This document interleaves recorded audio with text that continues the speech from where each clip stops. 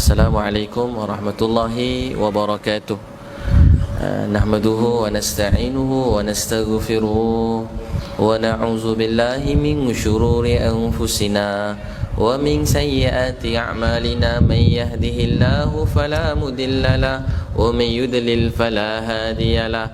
Wa nashhadu an la ilaha illallah wa nashhadu anna Muhammadan abduhu wa rasuluh. Amma ba'd.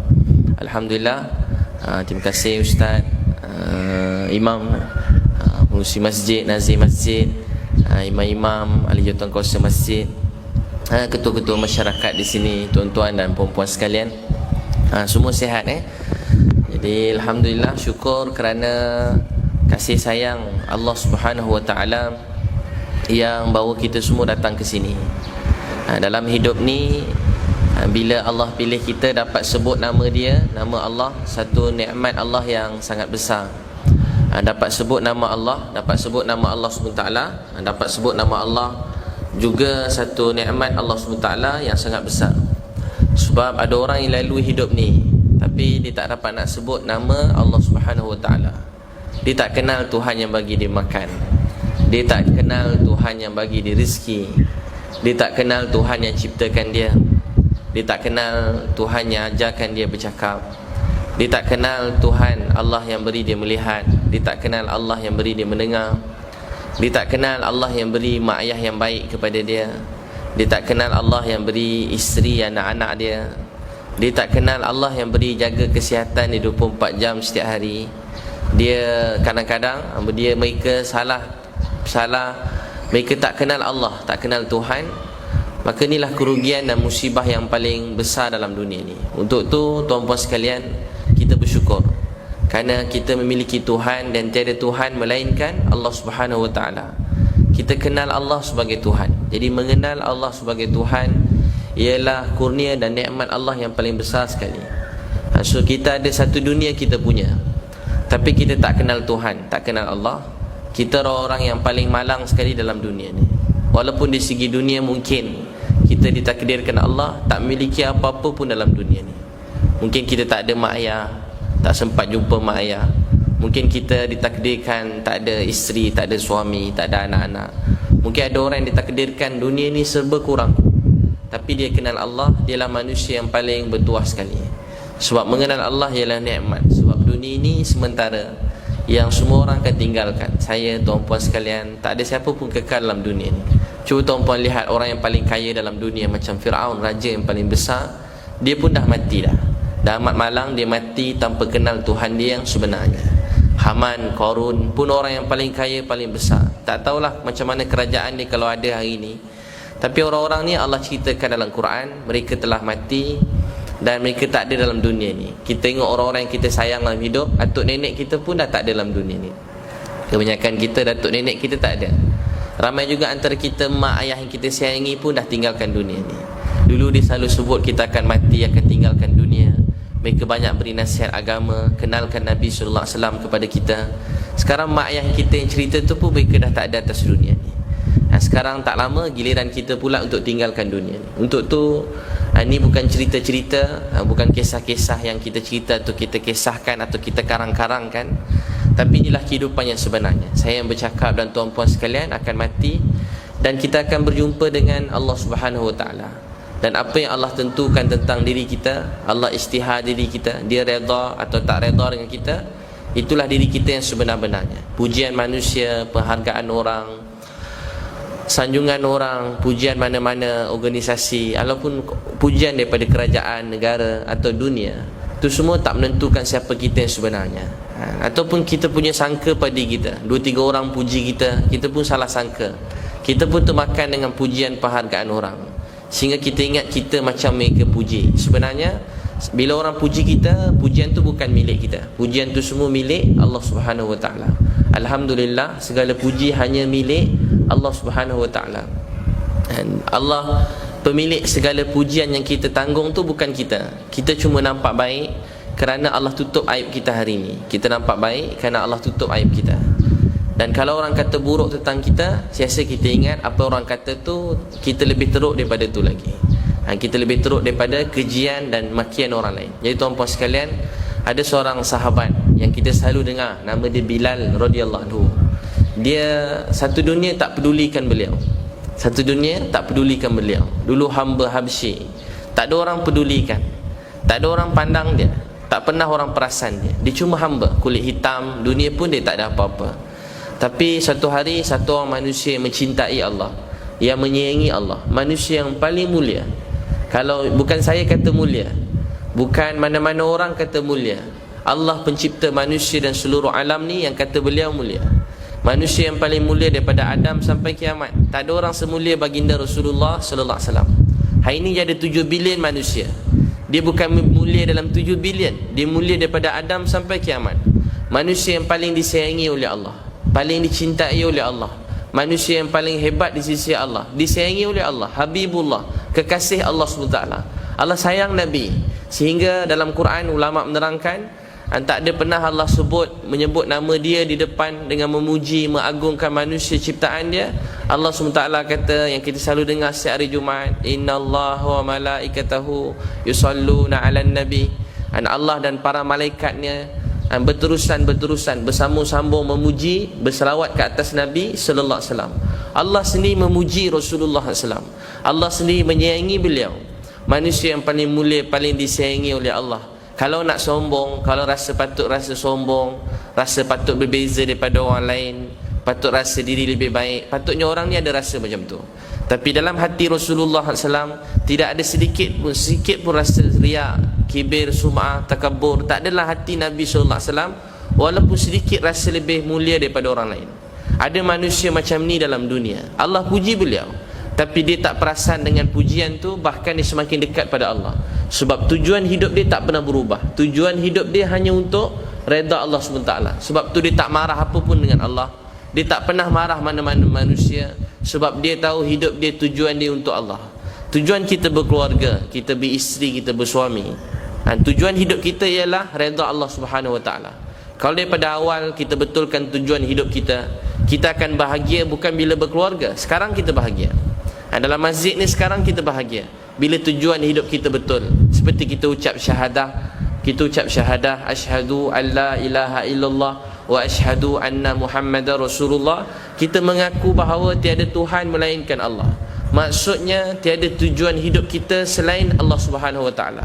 Tak ada keinginan yang lain, kemahuan yang lain dalam hati kita lebih daripada mendapat cinta dan kasih sayang Allah Subhanahu Wa Taala.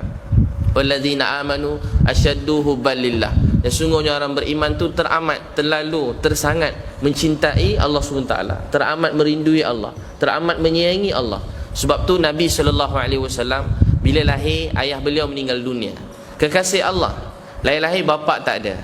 Kita fikir orang baik-baik, mesti kita selalu sangka bila orang diberi keluarga yang baik, diberi kekayaan, diberi kerajaan, diberi kuasa, diberi dunia, ni orang yang berjaya. Kita semua selalu salah sangka macam tu.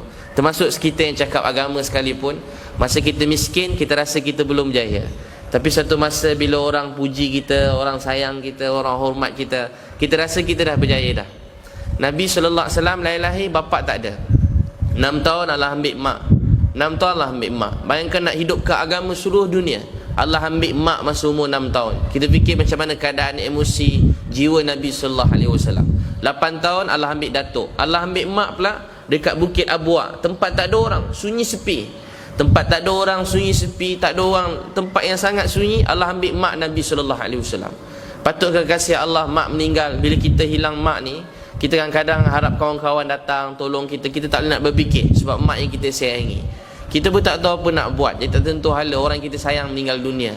Sebab tu dalam Islam, kalau seseorang tu keluarga dia meninggal, orang Islam yang lain kena bantu dia, sediakan makan untuk keluarga ni, kena kalau boleh beri makan untuk keluarga ni, beri sokongan dia semua sudut. Sebab mereka kehilangan orang yang mereka sayangi. Mereka kehilangan orang yang mereka sayangi. Dulu-dulu macam ni, satu orang Islam mati, semua orang Islam rasa bersedih. Satu orang mati syahid, seluruh orang Madinah menjadi ahli keluarga bagi anak yang bapa dia mati tadi. Dihilang satu ayah, tapi semua orang Madinah ambil berat pada dia. Mu'asad bin Ma'as radhiyallahu anhu mati kena bunuh dengan Yahudi. Semua orang Islam rasa bersedih. Hari ini nyawa orang Islam jadi murah di seluruh dunia. Orang Islam mati, tak ada mana-mana orang rasa sedih. Rasa sedih dan rasa sayang tu dah hilang dah. Kita tak nangis pun tengok saudara kita orang Islam kena bunuh di mana-mana dalam dunia. Air mata kita tak keluar pun tengok orang Islam, anak-anak kecil sedang berlari, tak ada makan minum, rumah dalam runtuhan bangunan, tengah cari-cari makanan berhari-hari, baju buruk, mandi tak payah cakap, tengah jalan-jalan, tengah cari-cari makanan, akhir datang lagi bom. Ingat dah sudah, tak berhenti-berhenti bom. Bukan hari ni, daripada dulu. Anak-anak ni mati kena bom, tangan tercabut, muka habis hancur, mata terkeluar, hidung hancur, mulut hancur. Bukan seorang, bukan 2 orang, bukan 100 orang Islam, bukan 1000, bukan 10,000. Juta orang Islam telah dibunuh di seluruh dunia. Negara orang Islam diletupkan, dibom, kemudian dilupakan. Dan kita semua orang Islam tak menangis waktu malam. Dan kita termasuk saya, mungkin saya sendiri, kita masih boleh tidur lena, makan kenyang. Sedangkan orang Islam seluruh dunia dibunuh. Mana cinta dan sayang kita? Walladzina amanu asyaddu hubban lillah. Orang yang hidup, orang beriman, yang hati mereka teramat merindui, teramat mencintai, teramat menyayangi, mengasihi Allah Subhanahu wa taala. Ya tuan-tuan dan puan-puan sekalian, Nabi sallallahu alaihi wasallam tengok Bilal tengah malam, dia pusing pengisar gandum ni, tengah-tengah malam dia buat kerja-kerja tengah malam. Kita selalu dengar kisah ni. Tapi Nabi SAW yang paling mulia, paling tinggi di sisi Allah, dia pandang walaupun orang ni kulit hitam, walaupun dunia tak pandang dia. Islam ni dia tak pandang rendah pada siapa-siapa pun. Walaupun dia Bilal, apa untung pada agama ajak Bilal ni awal masuk Islam? Dari segi fikir tak ada untung sangat. Strategi pun apa strategi nak ajak Bilal masuk Islam? Tapi Nabi SAW sanggup korbankan 3 malam tidur rehat beliau, pergi tolong Bilal radhiyallahu anhu. Tolong Bilal radhiyallahu anhu, sehingga Bilal masuk Islam, ucap syahadah, dan akhirnya sanggup mati demi agama. Kita dengar dia sebut ahadun ahad, ahadun ahad, ahadun ahad. Sampai satu hari Bilal ni sayang Nabi SAW. Nabi ni, sifat Nabi SAW, kalau orang pegang Nabi takkan tarik tangan sehingga orang tu tarik tangan dia. Hadis surah Abu Daud. Kalau orang bercakap kepada Nabi SAW, Nabi tak pernah potong bercakap sehingga orang tu habis bercakap. Dia orang paling petah untuk bercakap. Dia orang yang paling kata-kata dia pendek, ringkas, tapi memberi kesan yang sangat besar dan dalam. Bahkan bukan pada orang masa tu je, hari ini dalam dunia tak ada perkataan yang keluar daripada lidah manusia yang diucapkan, dia ulang-ulang sebanyak perkataan Rasulullah SAW. Sebab dia menuturkannya daripada hati yang ikhlas, semuanya daripada Allah Subhanahu Wa Taala. Dia ikhlas. Perkataan Nabi mudah. Perkataan Nabi tak ada, kita dengar ada satu adalah di hadis perkataan Nabi bagi contoh-contoh perumpamaan, tapi kebanyakan perkataan Nabi SAW sangat mudah, boleh difahami oleh siapa-siapa dalam dunia ni. Tapi bayangkan perkataan yang biasa, dari segi perkataan susunan tu biasa je. Nabi sebut begini, siapa jaga solat Allah bagi begini. Tapi tuan-puan sekalian, perkataan dia sampai hari ni tak ada perkataan diulang sebanyak perkataan Rasulullah sallallahu alaihi wasallam. Sebab dia memiliki hati yang sangat ikhlas. Hidup dia, tujuan hidup dia hanya untuk redha Allah Subhanahu wa taala. Kalau orang pegang tangan Nabi takkan tarik tangan sehingga orang tu tarik tangan dia. Dan kalau orang bercakap dengan Nabi takkan potong dia bercakap sehingga orang tu habis bercakap. Dan kalau orang datang kepada Nabi dengan hajat, Nabi sallallahu alaihi wasallam tak pernah biarkan dia berlalu tanpa mendapat sesuatu. Jadi satu hari Bilal, bila jumpa Nabi, walaupun dia tak ada duit, dia terus, Bilal ada ke, pandang Bilal kata ada, nak bagi lagi, bagi. Kalau tak ada tolong pinjam. Satu hari datang satu orang, dia kata, Bilal, mai aku ada duit banyak, kau ambil duit ni, kalau nak pakai, bagi pakai duit ni. Bukan Islam. Bilal pun ambil tanpa tanya kat Nabi. Sebab dia tak nak bebankan ke Nabi soalan nak pinjam mana, nak ambil pada mana. Dia tak nak bebankan Nabi sallallahu alaihi wasallam. Dia pembantu yang sangat baik. Dia tak nak bebankan fikiran Nabi sallallahu alaihi wasallam. Tak tanya dah tu macam mana. Tak, dia uruskan je. Urusan duit ni dijaga je. Jadi apa Nabi SAW, satu masa tiba-tiba bila datang jumpa Nabi, dia nangis. Dia kata, ya Rasulullah, orang yang satu masa saya bagi pinjam, saya pun ambil lah. Saya ingat dia niat baik. Tiba-tiba dia baru bagi sekejap, duit tu saya dah habis sedekahkan, tolong orang lain, orang miskin, orang susah, orang jauh-jauh yang perlukan bantuan, saya bagi duit tu. Tiba-tiba hari ni dia mengamuk-ngamuk. Dia kata kalau saya tak bayar esok pagi-pagi, dia akan malukan saya, dan dia akan malukan kamu ya Rasulullah, dan dia akan malukan agama ni. Bila nangis, dia kata, ya Rasulullah, saya tak nak tuan malu sebab saya sayangkan tuan. Macam inilah, biar saya pergi jauh, saya cari duit, bila dah cukup nanti saya balik, dan saya akan tolong bayar hutang yang saya telah hutang dengan dia, dan saya tak nak kamu malu sebab saya. Nabi SAW diam dan tak cakap apa-apa. Terus Bilal radhiyallahu anhu balik sambil menangis. Dia sangat sayang Nabi, dia tak sanggup berpisah dengan Nabi SAW. Dan dia packing barang dia, dia siap-siapkan baju dia nak pindah. Tengah-tengah nak pindah, datang utusan Nabi SAW sebelum subuh. Lepas tahajud tu, datang satu orang jumpa dia kata, Bilal, telah sampai berita gembira. Nabi SAW kata jangan pergi mana-mana, ada duit sekian-sekian dan sangat banyak. Banyak bukan sikit, sangat banyak. Kamu boleh bayar hutang si fulan tu. Maka Bilal radhiyallahu anhu dengar je ni, dia gembira dan dia selesaikan hutang tu. Kemudian habis selesai hutang, Nabi SAW tanya, malam tu dah ada baki lagi, ada lagi? Maka Nabi SAW kata, aku takkan tidur kat rumah aku yang masih ada harta yang belum disedekahkan, yang diberi kepada orang lain. Tuan-tuan dan puan-puan sekalian, Bilal radhiyallahu anhu menangis. Bilal kata, ya Rasulullah, kita tak berpeluang langsung nak senang. Baru hari ini nak senang, kamu kata kamu tak boleh tidur kat rumah walaupun ada 1 dinar, walaupun ada 1 dirham dekat rumah tu, walaupun ada seketul tamar yang tertinggal, kamu tak boleh tidur dekat rumah tu. Bilal radhiyallahu anhu menangis. Tuan-puan sekalian, sehinggalah akhirnya Bilal radhiyallahu anhu, bila Nabi SAW wafat, kita dengar dia pergi jauh, sehingga satu hari kita dengar bila dia balik dia azan. Dah lama tak datang azan, dia azan. Bila azan saja, ni disetujui oleh semua ulama, bila Bilal azan, semua orang, wanita-wanita dan anak-anak, semua orang daripada rumah telah keluar dan mula menangis. Kenapa mereka menangis? Mereka kata, adakah Rasulullah SAW telah diutuskan kembali? Adakah Rasulullah datang balik? Semua teringatkan Nabi SAW. Bilal radhiyallahu anhu ditakdirkan Allah sebelum mati dia jadi sangat kaya, jadi ketua sebuah tempat, dan dia dikahwinkan, dia dapat kahwin, jodoh dia anak satu orang keturunan raja-raja, dan kulit dia merah, mata dia pun warna, tak tahu warna. Kalau kita mata kulit merah tu cantik ke tak? Tak tahulah. Kulit merah, kemudian mata pun ada color lah, hijau ke biru, saya tak tahulah color mata yang betul. Jadi dia kahwin dengan wanita yang sangat cantik. Masa dia meninggal, wanita ni menangis. Dia kata, wahai abang, sesungguhnya dia nangis, inilah hari yang paling sedih dalam hidup aku, kerana aku akan berpisah dengan kamu. Maka kata Bilal radhiyallahu anhu, dia senyum, dan kata lain dia ketawa. Dia kata, inilah hari yang paling bahagia dalam hidup aku, kerana aku akan berjumpa dengan Nabi SAW, dan aku akan berjumpa dengan para sahabat radhiyallahu anhum ajma'in. Walaupun Allah beri dia dunia, dikeliling dia isteri yang cantik, kekayaan yang banyak, tapi cinta dia kepada perjuangan Nabi SAW, cinta dia kepada menghidupkan Islam tak pernah turun. Dia rindukan Nabi SAW dan para sahabat radhiyallahu anhum ajma'in. Jadi tuan-puan sekalian, tak salah kita miskin, tak salah kita kaya. Salah bila dalam hidup kita cinta kita kepada Allah dan Nabi tak bertambah. Cinta kita kepada Allah dan Nabi setiap hari sepatutnya semakin tambah. Sebab Allah cerita dalam Quran, walladzina amanu asyaddu hubban lillah.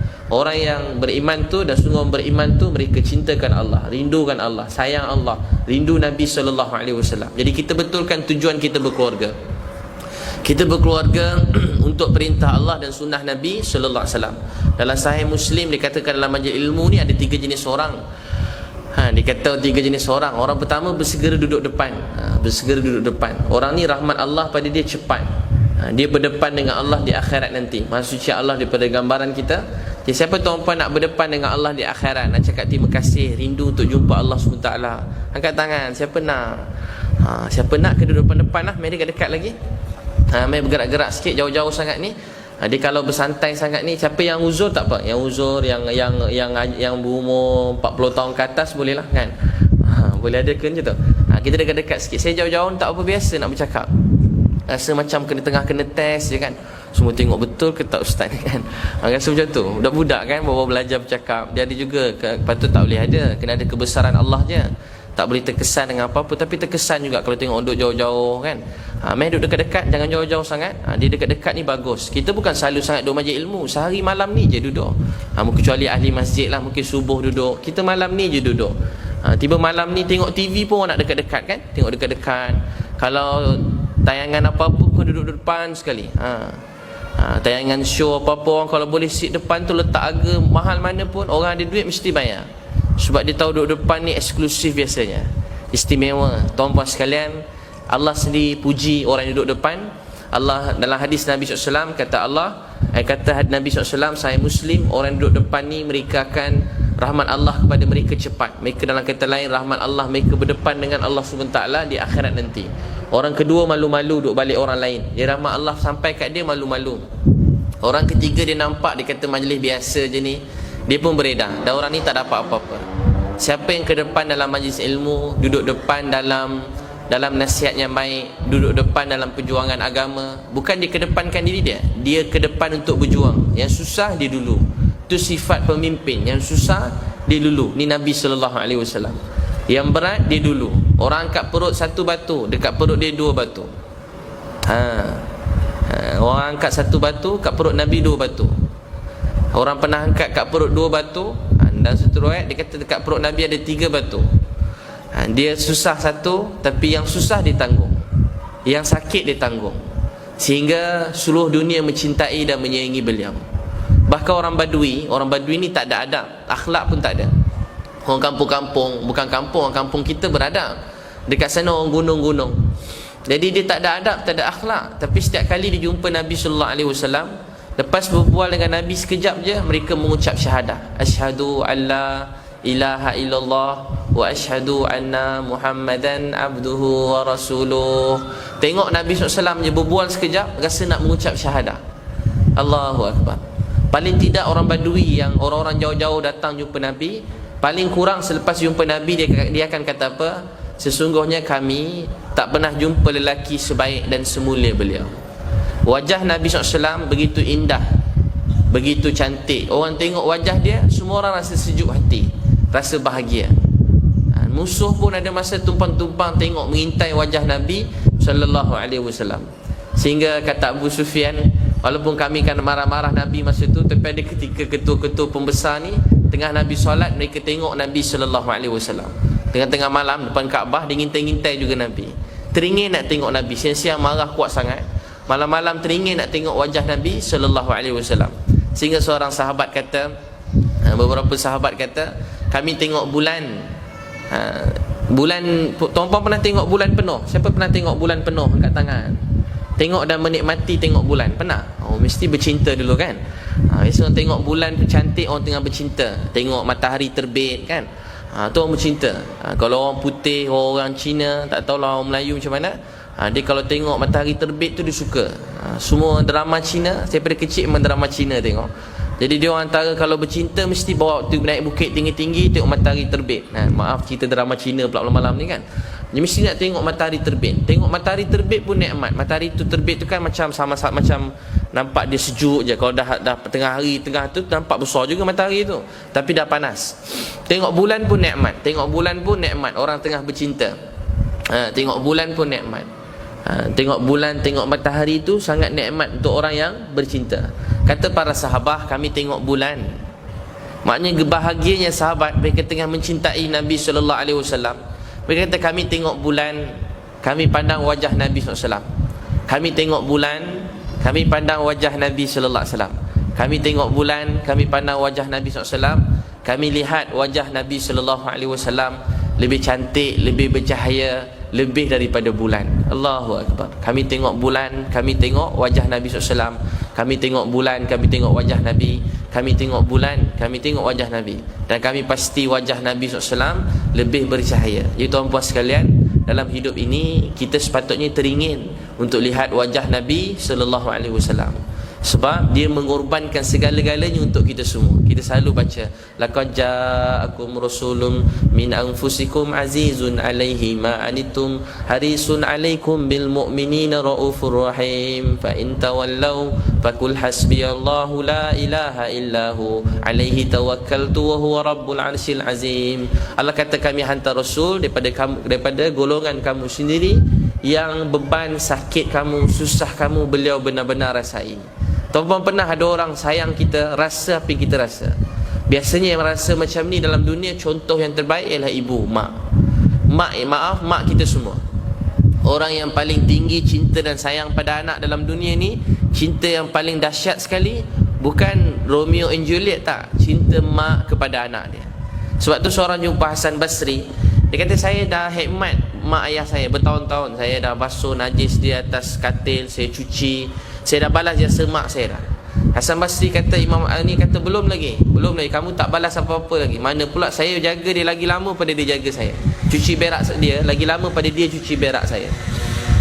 Kata Hasan Basri, mak kamu cuci, mak ayah kamu cuci najis kamu, mak kamu cuci najis kamu. Kamu cuci, dia sambil berdoa, ya Allah, kalau saya mati esok, mak ayah. Islam bukan Islam. Siapalah nak jaga anak ni, terutama anak dia cacat tak sempurna. Saya nangis. Selalu hantar saya email soalan. Dia mungkin suami tak ada jaga anak, anak pula cacat.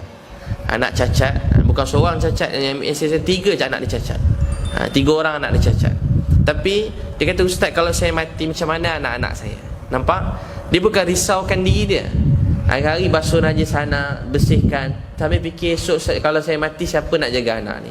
Kalau kita yang sihat-sihat ni, mungkin mak ayah kita kata, ya Allah, kalau saya mati pun bagilah anak-anak ni semua berjaya. Mana mak ayah nak duit kita? Cuba orang kita yang senang-senang sikit, ajak mak ayah duduk kat Kuala Lumpur ni, duduk kat arah Damansara yang cantik seindah masjid ni, ajak orang datang sini agak-agak. Nak mak ayah kita datang? Dia orang tak nak datang. Dia tak nak. Mana ada mak ayah macam tu? Cuma kadang-kadang ialah mak ayah mungkin dia tak apa belajar cara-cara mendidik dengan betul. Mungkin kadang-kadang ada anak-anak kata mak ayah ni tak sayang dia. Ustaz, mak ayah saya tak sayang saya. Hari-hari maki hamun saya. Saya masak, jaga dia, saya duduk dengan dia, saya ni maki hamun. Kakak-kakak saya duduk kat KL tu, balik pun jarang. Duit pun tak banyak mana sangat bagi pun. Tapi mak ayah hari-hari puji anak-anak yang lain. Dengan saya dia asyik marah je. Sebab apa mak asyik marah anak kat kampung tu? Sebab apa dia marah? Dia marah sebab apa? Dia marah sedih. Yang cik ni, dia sedih. Mungkin suami dia jahat, tinggalkan dia, atau bercerai, takdir Allah dia kena balik kampung. Kerja pun tak ada, pelajaran pun tak ada, duduk kat kampung, semua jadi susah. Kadang-kadang kerja-kerja pun sikit-sikit je. Dia fikir dia sebenarnya sian kat kau. Sian kau ni nak laki macam ni, kahwin macam ni, hidup macam ni. Dia kesian. Tapi dia luahkan dalam keadaan bentuk dia marah pada anak tadi. Anak yang kat bandar bukan bagi duit, kenapa dia puji? Kenapa dia sayang sangat? Saya tanya tuan puan, siapa kat sini ada benci mana-mana anak dia? Angkat tangan. Ada siapa benci anak dia? Saya dah ceramah mana-mana, tak pernah ada orang benci anak dia. Tak ada. Tapi kenapa mak ayah sayang anak-anak yang duduk dah berjaya dalam hidup? Sebenarnya dia gembira. Dia cuma tumpang gembira. Dia bahagia sebab anak-anak tadi dah berjaya. Anak yang seorang ni duduk dengan aku ni, yang kena bercerai dengan suami dia, duduk dengan aku, hidup pun susah, esok aku mati, siapa nak jaga kau lagi nak? Jadi tuan-puan sekalian, tu sifat mak ayah. Jadi tuan-puan sekalian, mak ni dia sangat sayangkan anak dia. Mana-mana mak ayah dalam dunia. Kata Hasan Basri, mak ayah besarkan anak dalam keadaan mereka siasa mendoakan, siasa fikir supaya anak ni berjaya. Tapi kita yang jaga mak ayah walaupun nampak hebat, hari-hari tanya, hari-hari bergaduh dengan adik-beradik. Dah baik dah jaga ni. Dia yang paling baik lah adik-beradik. Sebab tu dia jaga mak ayah. Tapi hari-hari merungut, mau gaduh dengan adik-beradik. Siapa nak jaga mak ayah? Abang-abang pun tak reti-reti nak tolong ambil mak ayah. Tolong ambil jaga mak ayah ni. Dah dia yang paling baik dah. Dia paling baik jaga mak ayah, tapi dia merungut. Hari-hari merungut.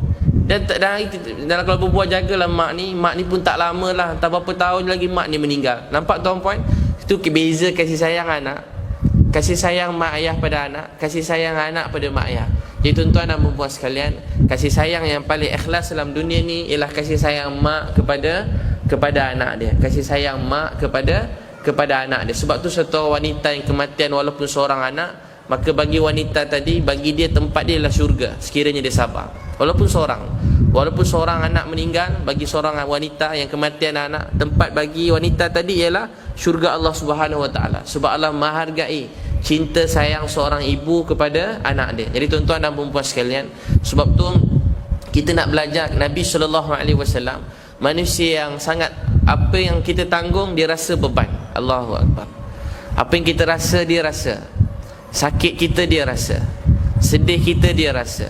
Dia tamakkan, inginkan kebaikan untuk kita semua. Dia nak kita semua bahagia dan nak kita semua masuk syurga. Dia tak nak mana-mana manusia masuk neraka. Dia nak semua orang masuk syurga. Allahu Akbar. Dia nak kita semua masuk syurga. Dia nak anak-anak yang kita sayang masuk syurga. Saya masa azan anak saya yang ketiga, tiba-tiba nangis sebab ada keluarga saya yang Buddha baru mati, meninggal tanpa Islam. Saya nangis. Dalam masa yang sama saya dapat anak yang ketiga. Saya nangis. Saya terfikir, ya Allah, saudara saya yang dah berumur, dah berkeluarga, dia mati tapi dia tak kenal Tuhan yang bagi rezeki. Kerana kasih sayang Allah, kasih sayang Nabi SAW yang dicurahkan kepada kita, anak saya lahir dapat dengar nama Allah. Untung anak saya lahir Allah pilih dia dapat dengar nama Allah SWT. Itu tuan-puan sekalian, kasih sayang Nabi buat tuan-puan semua dapat kenal Allah, kenal Nabi SAW. Kalau tak, kita semua tak ada kat masjid ni hari ni. Kita tak kenal masjid ni. Kalau kita tak ada Allah tak beri kita Islam, Allah tak terima pengorbanan Nabi SAW, tak jadikan Nabi SAW dalam dunia ni, kita semua tak ada semayang, kita semua tak ada dalam masjid ni main-main kejar-kejar ni, tak ada langsung anak-anak kita kat sini, kecil-kecil dah boleh main kejar-kejar kat masjid, kecil-kecil dah boleh ada kat sini, tak ada kita semua. Allah Akbar. Kalau tak ada pengorbanan Nabi SAW, mak ayah kita pun tak kenal Allah sebagai Tuhan. Saya saja nak kongsi dengan tuan-puan, maknanya Nabi SAW sangat sayangkan kita semua. Tahun lepas mak saya meninggal 29 November. Masa tu saya nak pergi dakwah kat Kedah, kampung asli. Saya dapat cuti panjang sikit, saya seronok lah. Saya rasa yalah, ni lah saya sekala kita kena guna diri harta masa kita, kena berkorban kan, belajar-belajar. Saya pun pergilah. Satu, saya target kampung-kampung asli. Saya niat nak Islamkan semua sekali sebelum saya balik. Saya pun pergi. Masa saya dalam perjalanan pergi, saya ketua jemaah tu.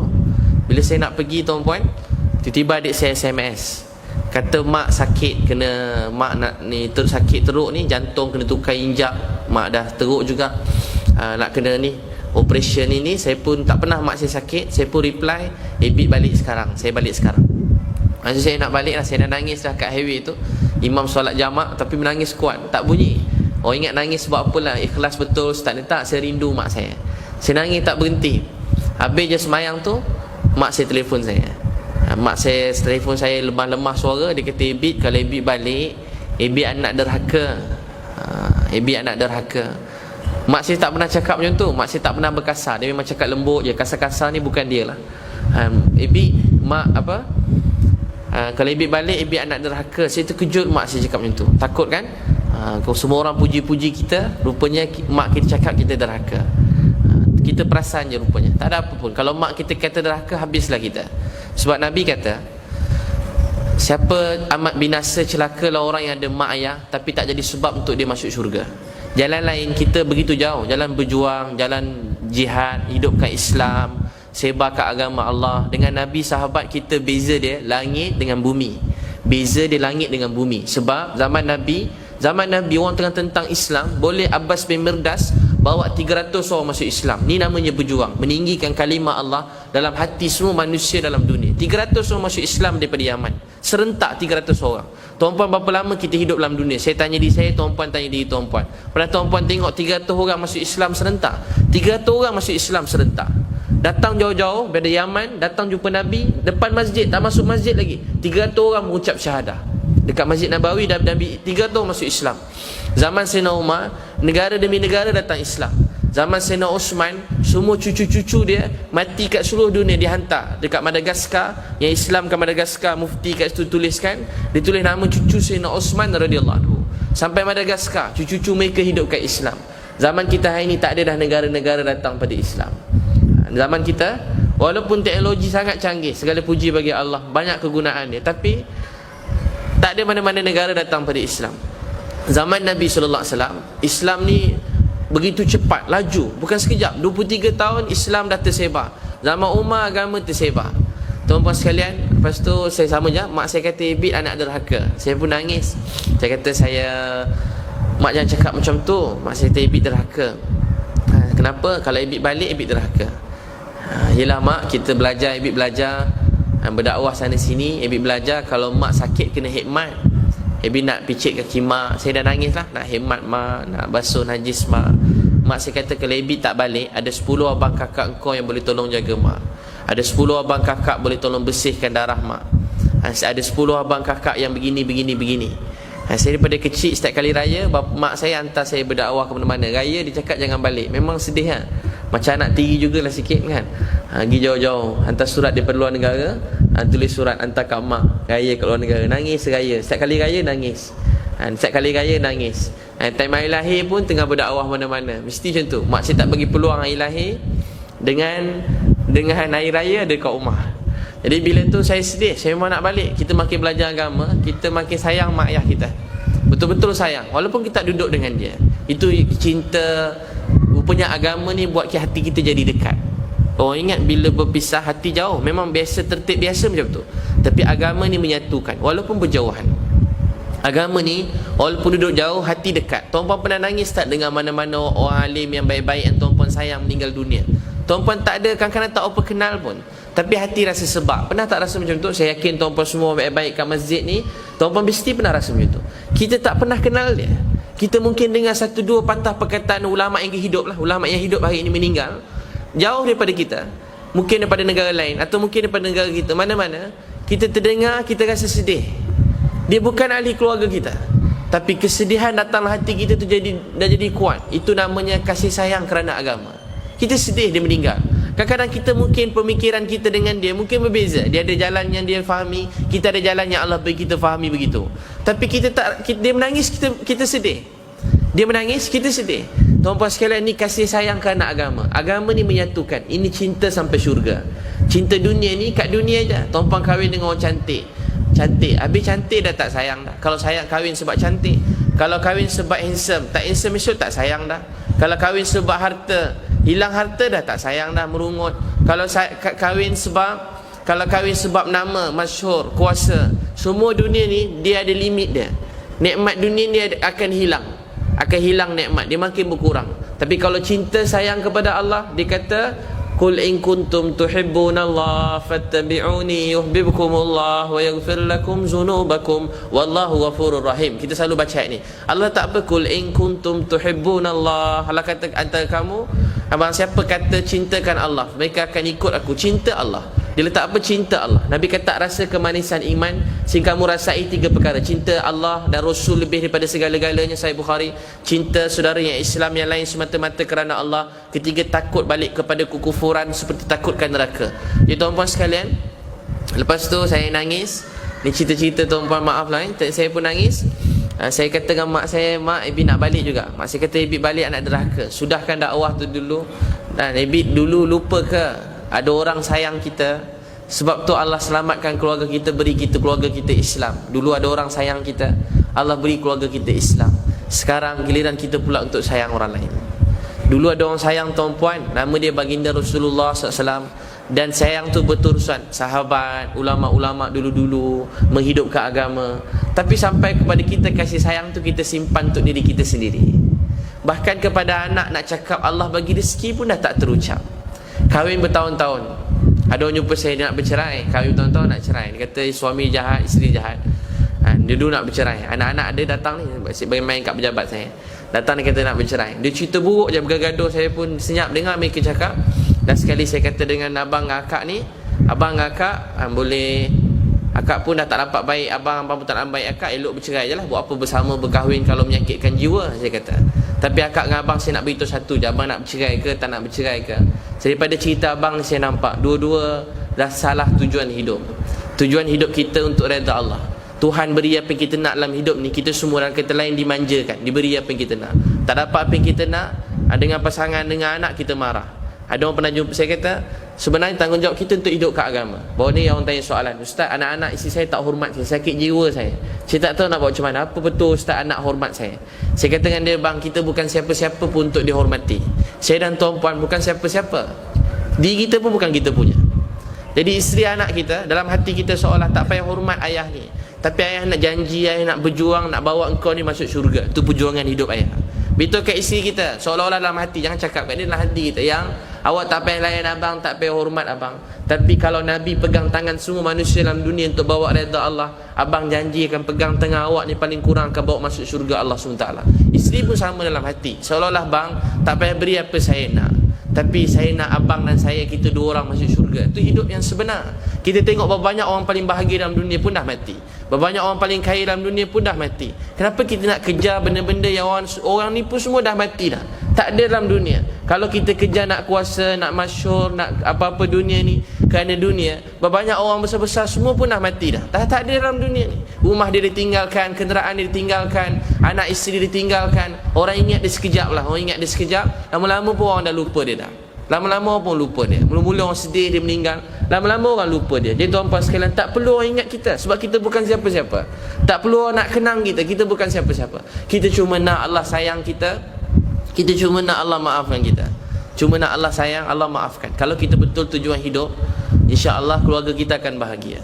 Kalau tujuan hidup kita betul, kita buat baik pada isteri, bukan untuk isteri hormat sayang kita, tak. Kita buat baik kepada dia kerana perintah Allah, Tuhan saya jadikan saya untuk suruh saya buat baik pada isteri saya. Nabi pesan, antara pesanan Nabi hujung-hujung masa haji wida, buatlah beri pada isteri kamu apa yang kamu suka untuk diri kamu. Lebih kurang perkataannya, beri pada isteri kamu apa yang kamu suka untuk kamu. Kalau kita suka, kita pun perlu dalam hidup ni, perlu begini. Apa yang kita nak untuk diri kita, tu kita nak untuk isteri kita. Isteri pun sama. Apa yang kita nak untuk diri kita, itu kita nak untuk suami kita. Ni pelajaran asas dalam cinta. Nabi SAW, perasaan cinta dan sayang ni kepada semua manusia dalam dunia. Cinta dan sayang Nabi SAW kepada semua manusia dalam dunia ni. Cinta dan sayang Nabi SAW kepada semua manusia dalam dunia. Jadi tuan-puan sekalian, lepas tu saya pun mak saya kata, saya pun nangis. Mak letak pipi mak kat telefon ni, Bi nak cium. Letak tangan mak kat telefon, Bi nak cium. Saya dah nangis tak berhenti, tak pernah nangis macam tu. Saya kongsi dengan tuan-puan, nangis tak berhenti. Mak letak, minta maaf, mak ceritakan, Ibi dengar tak dengar je. Kita tak ada sifat Nabi. Mak ayah bercerita, kita potong dia cakap. Lebih malang lagi, saya tengok kat kedai makan dekat Kepok hari tu, tengah lama juga tengah duduk ni, saya tak pernah tengok macam tu. Takdir Allah, malam tu Allah tunjuk satu kedai tu, saya dapat satu pelajaran untuk saya. Apa saja terjadi, Allah nak ajar kita sesuatu. Orang tu dia dengan Allah lah. Ramai-ramai kat kedai ni semua pegang handphone. Semua sekali penuh kedai tu, tapi semua pegang handphone. Tak ada orang berbual tanpa pegang phone. Semua pegang phone. Ada satu keluarga Cina duduk, keluarga Cina tu tak pegang phone. Saya kata bagus juga Cina ni. Bukan sebab saya Cina lah, sikit kan. Tak. Keluarga Cina tak pegang phone. Lepas order tu tengok keluarga Cina tu pun keluar phone juga. Keluarga Cina tu keluar phone. Tengah-tengah dia semua pegang phone ni, ada seorang orang tua, pakcik dah tua dah. Dia cakap dengan cucu dia. Cucu biasa mana dengar atuk dia cakap. Cucu dia tak peduli langsung. Dia cakap dengan anak dia. Saya nampak anak tu lah mungkin sekejap lagi bayar ni, yang paling pandai lah. Tengok muka tu, tengok baju dia, ni paling pandai, paling cerdik, paling ada seseorang lah. Cara dia tu, nampak dia pandang anak dia. Dia pandang anak dia, anak dia cakap, anak yang pandai tadi pegang phone juga. Cakap dengan ayah, Saya tengok, saya sedih. Semenjak itu saya berazam, saya takkan pernah buka phone depan ayah saya. Takkan pernah buka phone depan mak ayah kita. Saya beritahu kat adik-beradik saya. Terus saya tengok, saya beritahu kat adik-beradik saya. Saya type panjang-panjang kat adik-beradik saya. Saya beritahu kepada mereka, jangan siapa-siapa pernah buka phone depan ayah kita. Sebab tak beradab. Tak beradab. Kita pegang phone depan mak ayah yang jaga kita. Dia bercakap, jumpa sekali-sekala. Tantang kita duduk KL ni, jumpa mak ayah berapa kali je setahun. Tapi depan mak ayah pegang phone. Sedih kan? Patut orang Islam paling tinggi adab di dalam dunia ni.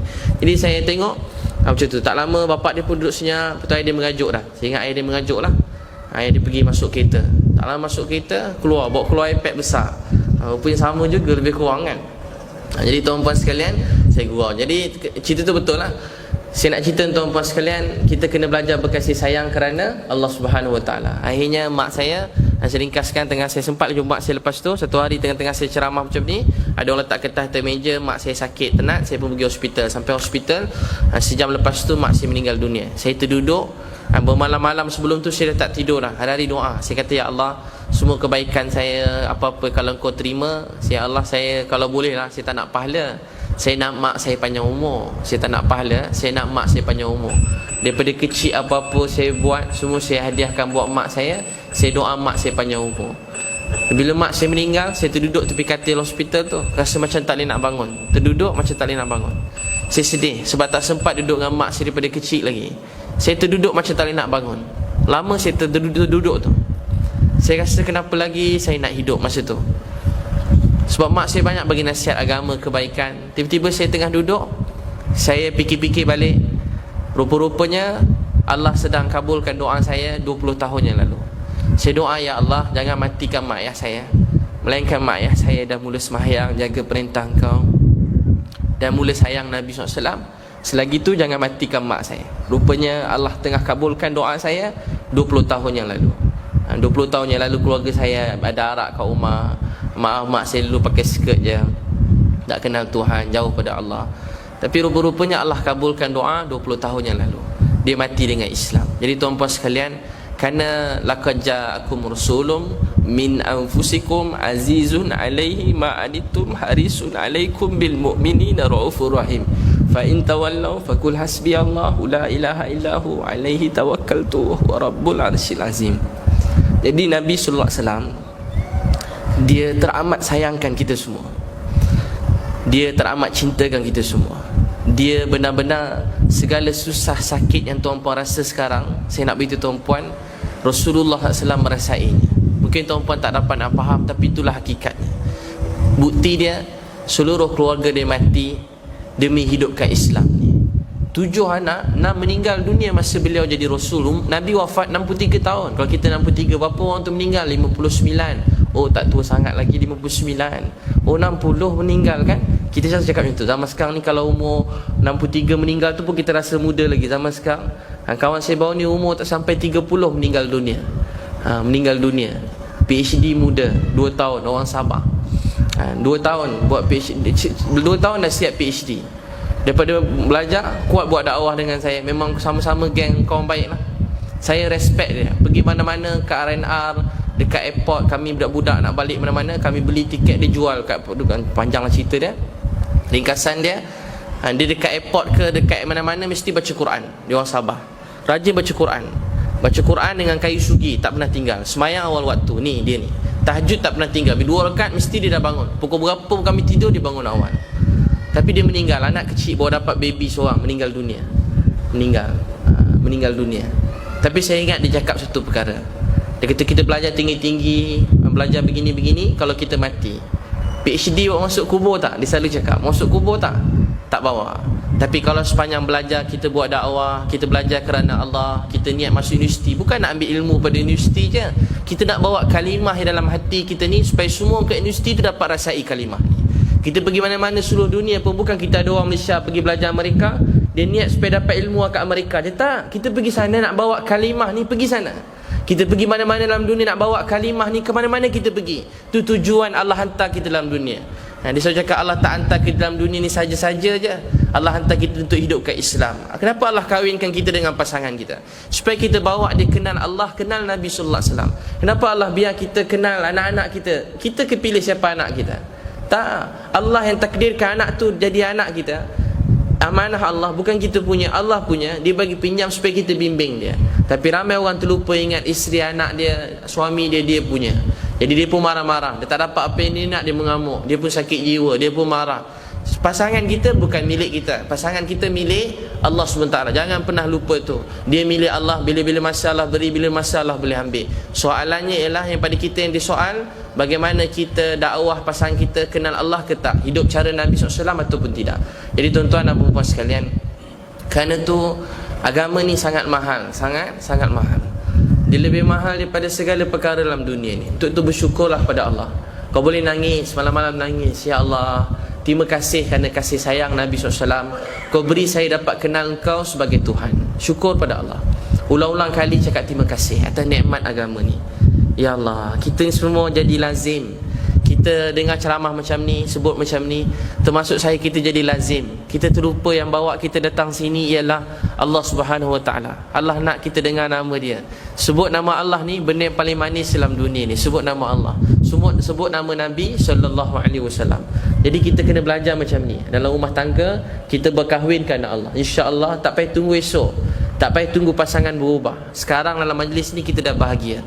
Bila kita betulkan tujuan kita berkeluarga, kita akan bahagia. Bukan esok, bukan lusa, bukan tahun depan. Sekarang dah rasa bahagia. Siapa tuan-puan dah rasa bahagia, angkat tangan. Dengar ni pun rasa bahagia dah. Siapa dah rasa bahagia dah? Dah boleh balik dah, cukup lah tu. Dengan nama Allah pun dah bahagia. Tapi kita tak mau nak puji Allah, kita puji yang lain. Bila kita puji yang lain, hati kita makin sakit, makin sedih, hati kita makin susah. Tapi kalau kita puji Allah, hati kita jadi tenang, jadi bahagia, jadi rasa gembira, seronok. Puji Allah kat mana-mana kita duduk. Orang siang malam puji duit, kita puji Allah. Orang siang malam puji kuasa, kita puji Allah. Puji Allah yang bagi kita, jaga kita daripada dulu. Kita tak peduli apa nak jadi kat dunia ni, kita sibuk puji Allah. Yang kat mana-mana kita duduk. Cuba tuan-tuan pegang tangan orang sebelah. Cuba pegang. Cuba pegang. Dah pegang dah? Ada rasa sayang tak kat orang sebelah tu? Semua pegang. Siapa tak pegang berdosa. Dia ketua suruh ni kena ikut, selagi tak suruh yang haram lah. Ni kira macam ketua lah, gila kuasa sikit. Dah pegang tak? Pegang tangan. Semua pegang balik semula. Nabi kalau pegang tangan dia, dia tak tarik tangan sehingga orang tu tarik tangan. Tengok siapa nak tiru Nabi, dia tak tarik tangan dia. Ada cabut dah. Pegang balik semula. Cakap kawan sebelah, saya sayang awak kerana Allah. Tuan-puan dah buat 3 sunnah. Satu, tuan-puan daripada jauh-jauh tidur rapat-rapat. Kedua, tuan-puan dah pegang tangan saudara Islam. Dan ketiga, tuan-puan lafazkan sayang. Dulu orang Islam ni sayang sebab tujuan hidup dia betul. Hari ni duit, orang bayar macam-macam nak suruh sayang, tapi tujuan hidup salah, tak boleh berkasih sayang. Tapi kalau tujuan hidup betul, kita akan berkasih sayang. Tujuan hidup kita betul, kita akan berkasih sayang. Nabi tengah duduk dengan sahabat, tengah duduk, aku tak kata saya sayang dia tu. Kamu sayang dia, beritahu dia kamu sayang dia. Lah kita terus kejar, saudara saya sayang saudara kerana Allah. Dulu mudah rasa sayang pada orang Islam yang lain. Nabi SAW, saya selalu cerita kisah ni, hadis riwayat Ahmad. Nabi SAW balik rumah, pegang tangan Sayyidina Hasan, Husin, Sayyidina Ali, Fatimah. Sambil balik rumah, Nabi SAW pegang tangan. Dia orang paling sibuk dalam dunia, orang paling banyak berdakwah. Dalam Bukhari, Nabi-Nabi tidur, hati dia berjaga. Allahu Akbar. Tengah malam menangis tu umat ni. Sahih Muslim, Nabi SAW pernah sujud, nangis. Bukan nangis biasa, betul-betul nangis. Sampai Jibril datang tanya. Dalam kata lain, mudah bahasanya, Sahih Muslim, Jibril tanya, ya Rasulullah, kenapa menangis? Nabi kata, ya Allah, ampunkan dosa umat aku. Dia menangis sepanjang malam, cuma kata apa? Ya Allah, ampunkan dosa mak ayah tuan-puan. Ya Allah, ampunkan dosa anak-anak kita semua. Ya Allah, ampunkan dosa isteri kita semua. Ya Allah, ampunkan dosa adik-beradik, abang kakak kita yang kita nangis. Rupanya ada orang dah nangis dulu untuk abang kakak kita, yakni Rasulullah sallallahu alaihi wasallam. Dia kata, ya Allah, ampunkan dosa umat aku. 3 kali Jibril kata, Allah akan janji akan ampunkan dosa umat kamu. Dia balik, Nabi SAW sujud lagi, nangis lagi, tak puas. Ya Allah, ampunkan dosa umat aku. Pernah dalam satu hadis yang lain, Sahih Muslim, Nabi SAW doa. Dia kata, ya Allah, Nabi Ibrahim doa macam ni, Nabi ni doa macam ni. Atau doa Nabi dulu, ya Allah, kalau engkau azab mereka, engkau Tuhan mereka. Tapi kalau engkau ampunkan mereka, kalau Tuhan mereka yang Azizun Hakim ke Azizun, lebih kurang macam tu. Nabi SAW kata, ya Allah, aku berdoa. Nabi cuma kata apa? Aku punya doa beza dengan doa Nabi-Nabi dulu. Apa Nabi kata? Ya Allah, ya Rabbi ummati ummati, ya Rabbi ummati ummati. Ya Allah, umat aku, umat aku. Faham maksud doa Nabi? Nabi dulu bagi pilihan. Ya Allah, kalau engkau nak maafkan, kalau engkau azab, engkau Tuhan mereka. Kalau engkau maafkan, kalau Tuhan yang maha begini-begini. Nabi-Nabi dulu punya doa. Nabi punya doa lain. Nabi kata, ya Allah, ya Rabbi ummati ummati, ya Rabbi ummati ummati. Faham tak maksud doa Nabi apa dia? Ya Allah, umat aku, umat aku. Ya Allah, nak maafkan, maafkan. Ya Allah, tak nak maafkan, tolong maafkan juga. Ya Allah, maafkan umat aku. Tak nak maafkan, aku merayu, minta tolong, maafkan juga. Macam mak hilang anak, mak hilang anak, macam mana rupa dia kalau mak hilang anak? Zaman Nabi SAW pernah seorang mak hilang anak, tengah lepas perang, dicari anak dia. Dicari, masa tu wanita-wanita cari suami, anak-anak cari ayah dia. Tiba mak ni hilang anak dia kecil tu, tengah-tengah lepas perang ni cari. Dicari punya lama, dia nangis-nangis. Dan semua orang tolong cari juga. Last kali dia dapat jumpa anak dia. Dia dapat jumpa anak dia, dia peluk dan dia menangis kuat-kuat. Patut dah jumpa tak payah nangis. Lagi dia jumpa lagi kuat nangis. Dia makin kuat dia nangis. Dia peluk kuat-kuat. Dan semua para sahabat radhiyallahu anhum ajma'in yang tengok, semuanya menangis. Bahagia tengok mak tadi jumpa anak dia. Kata Nabi SAW, sabda Nabi SAW kepada sahabat, Nabi kata, kamu agak mak tu sayang tak anak dia sayang? Lebih kurang maksudnya Nabi kata, Allah SWT sayang manusia yang jauh daripada Allah, dekat pada Allah lebih pada mak tadi, lebih pada mak tadi sayang anak dia.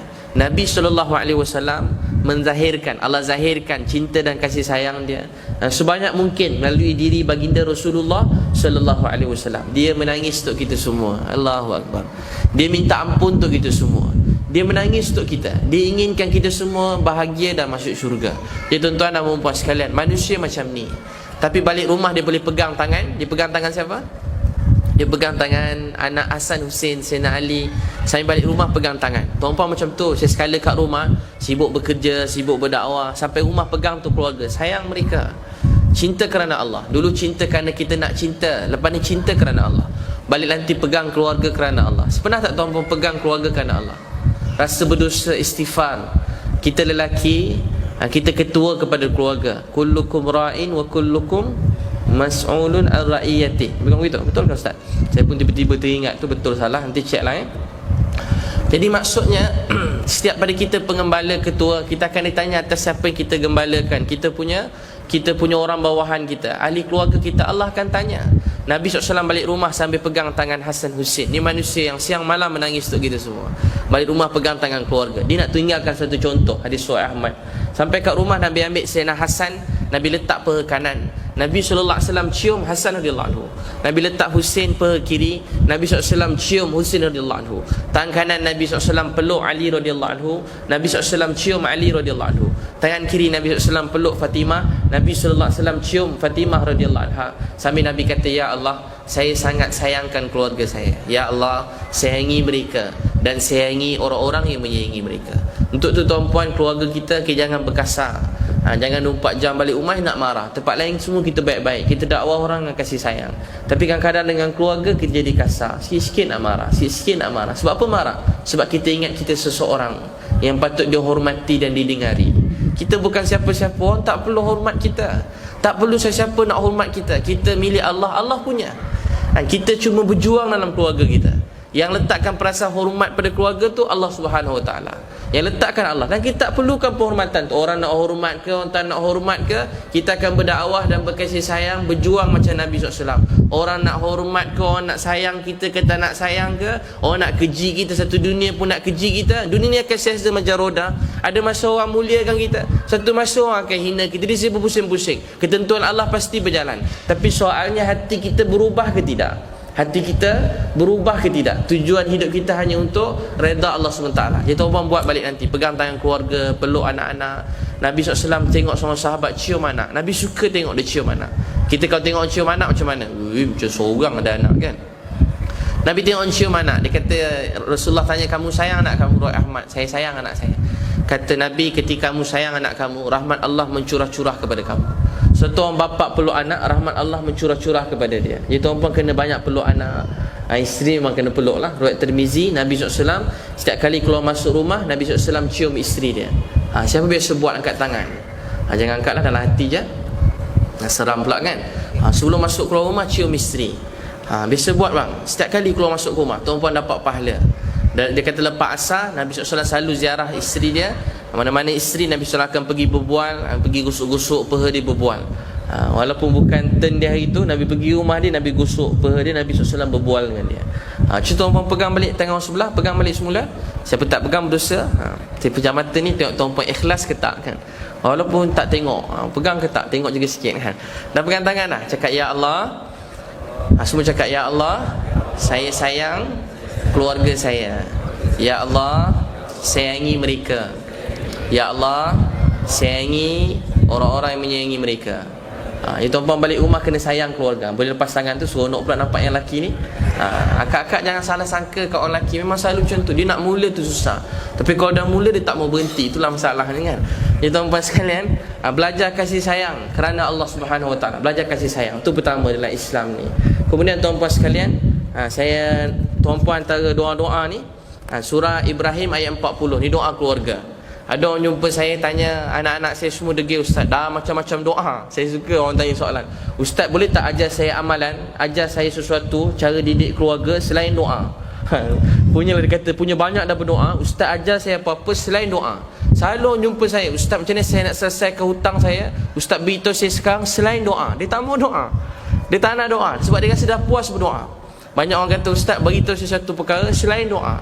Saya beritahu tuan-puan, saya duduk sini pun kerana doa. Kerana doa Nabi SAW, kita semua duduk sini hari ini. Kerana doa dan perjuangan orang dulu, kita duduk sini. Untuk tu jangan pernah pandang rendah kepada doa. Doa yang pertama, tuan-puan mak ayah kena hafal. Saya tanya, kak, bang tak hafal tak doa surah Ibrahim ayat 40? Dia pun dah tak apa ingat dah. Surah Ibrahim ayat 40 surah apa tuan-puan? Ni biasa imam-imam baca. Sebab tu imam-imam walaupun dia teruk juga kadang-kadang, bukan imam kat sini lah, maknanya dia punya tu kurang juga. Tapi bila dia meninggal, ada anak seorang degil. Tuan tengok artis-artis kan, bapak orang kata dulu bapak artis tu imam, tapi anak dia lain macam. Tapi lepas bapak dia meninggal, anak dia berubah. Saya banyak kali dengar orang yang berhijrah ni cerita nangis. Bapak dia meninggal, dia berubah. Anak-anak dia, bapak dia meninggal, anak dia mula semayang. Sebab apa? Bapak dia tinggalkan satu asas. Apa dia? Lepas semayang mana orang tinggal doa ni, Rabbi ja'alni muqimas salah wa min zuriyati Rabbana wa taqabbal doa. Ni doa yang pertama setiap kita kena hafal. Boleh insya-Allah? Sebab dengan solat hidup kita akan berubah jadi baik. Cuba tuan-tuan baca, Rabbi ja'alni muqimas salah wa min zuriyati Rabbana wa taqabbal du'a. Surah Ibrahim ayat 40. Jadi doa ni jangan pernah tinggal. Jangan pandang rendah doa ni, bukan saya aja, Allah aja. Allah tulis dalam Quran. Kita tulis dalam Quran, Allah yang ajar kita doa ni. Amal doa ni. Solat ni sangat besar kesan dia. Orang yang betulkan solat sebenarnya dia sedang betulkan hidup dia. Orang betulkan solat sebenarnya dia sedang betulkan hidup dia. Jadi amalkan doa ni. Saya dulu tuan-tuan sekalian, azan dilaungkan, Nabi SAW seolah-olah tak kenal kami. Azan terus pergi masjid, azan terus pergi masjid, azan terus pergi masjid. Ada seorang hidup dia susah. Dia kata dengan saya, Ustaz, saya dah tak tahu nak buat apa dah. Dia baik dengan saya daripada kecil. Kawan-kawan lain ikut semayang, dia seorang tak mau. Ajak mana-mana dia sokong je, dia tak mau ikut. Saya sokong sepenuhnya, dia kata kan, tapi tak mau ikut. Satu hari dia susah lagi nak pinjam duit. Jadi saya pun sebenarnya duit pun tak apa nak ada. Dia minta-minta juga, saya pelempang muka dia sekali. Dia 3 tahun tua daripada saya. Dia dah anak 3 orang. Saya lempang muka dia kat kedai makan tu. Lepas saya lempang dia, dia pun pandang saya. Dia nak mengamuk dah. Saya pun dah sudah kan. Tapi saya kalau tahu badan dia pun tak besar sangat, tu saya berani lempang juga. Jadi dia kata, kenapa? Aku minta maaf dengan kau. Tak tahu nak cakap apa dengan kau ni. Tapi hidup kau ni susah sebab kau tak semayang. Tak semua, saya kata sebab kau tak semayang, sebab tu hati kau tak tenteram. Jadi dia pun mula semayang. Mula semayang, tak pernah semayang sepanjang hidup. 3 hari je dia semayang Jumaat. 3 hari dia tak tinggal semayang Jumaat. Dia semayang tahajud, dia semayang duha, 3 hari semayang Jumaat. Dia jumpa saya. Dia kata, Ustaz, sekarang hati saya tenang. Saya kata, tengok tu, baru 3 hari dah hidup berubah. Agak-agak kalau 30 tahun dulu kau macam ni, agak macam mana hidup kau sekarang? Macam mana bahagia dalam hati kita? Selalu orang jumpa saya, Ustaz, saya semayang,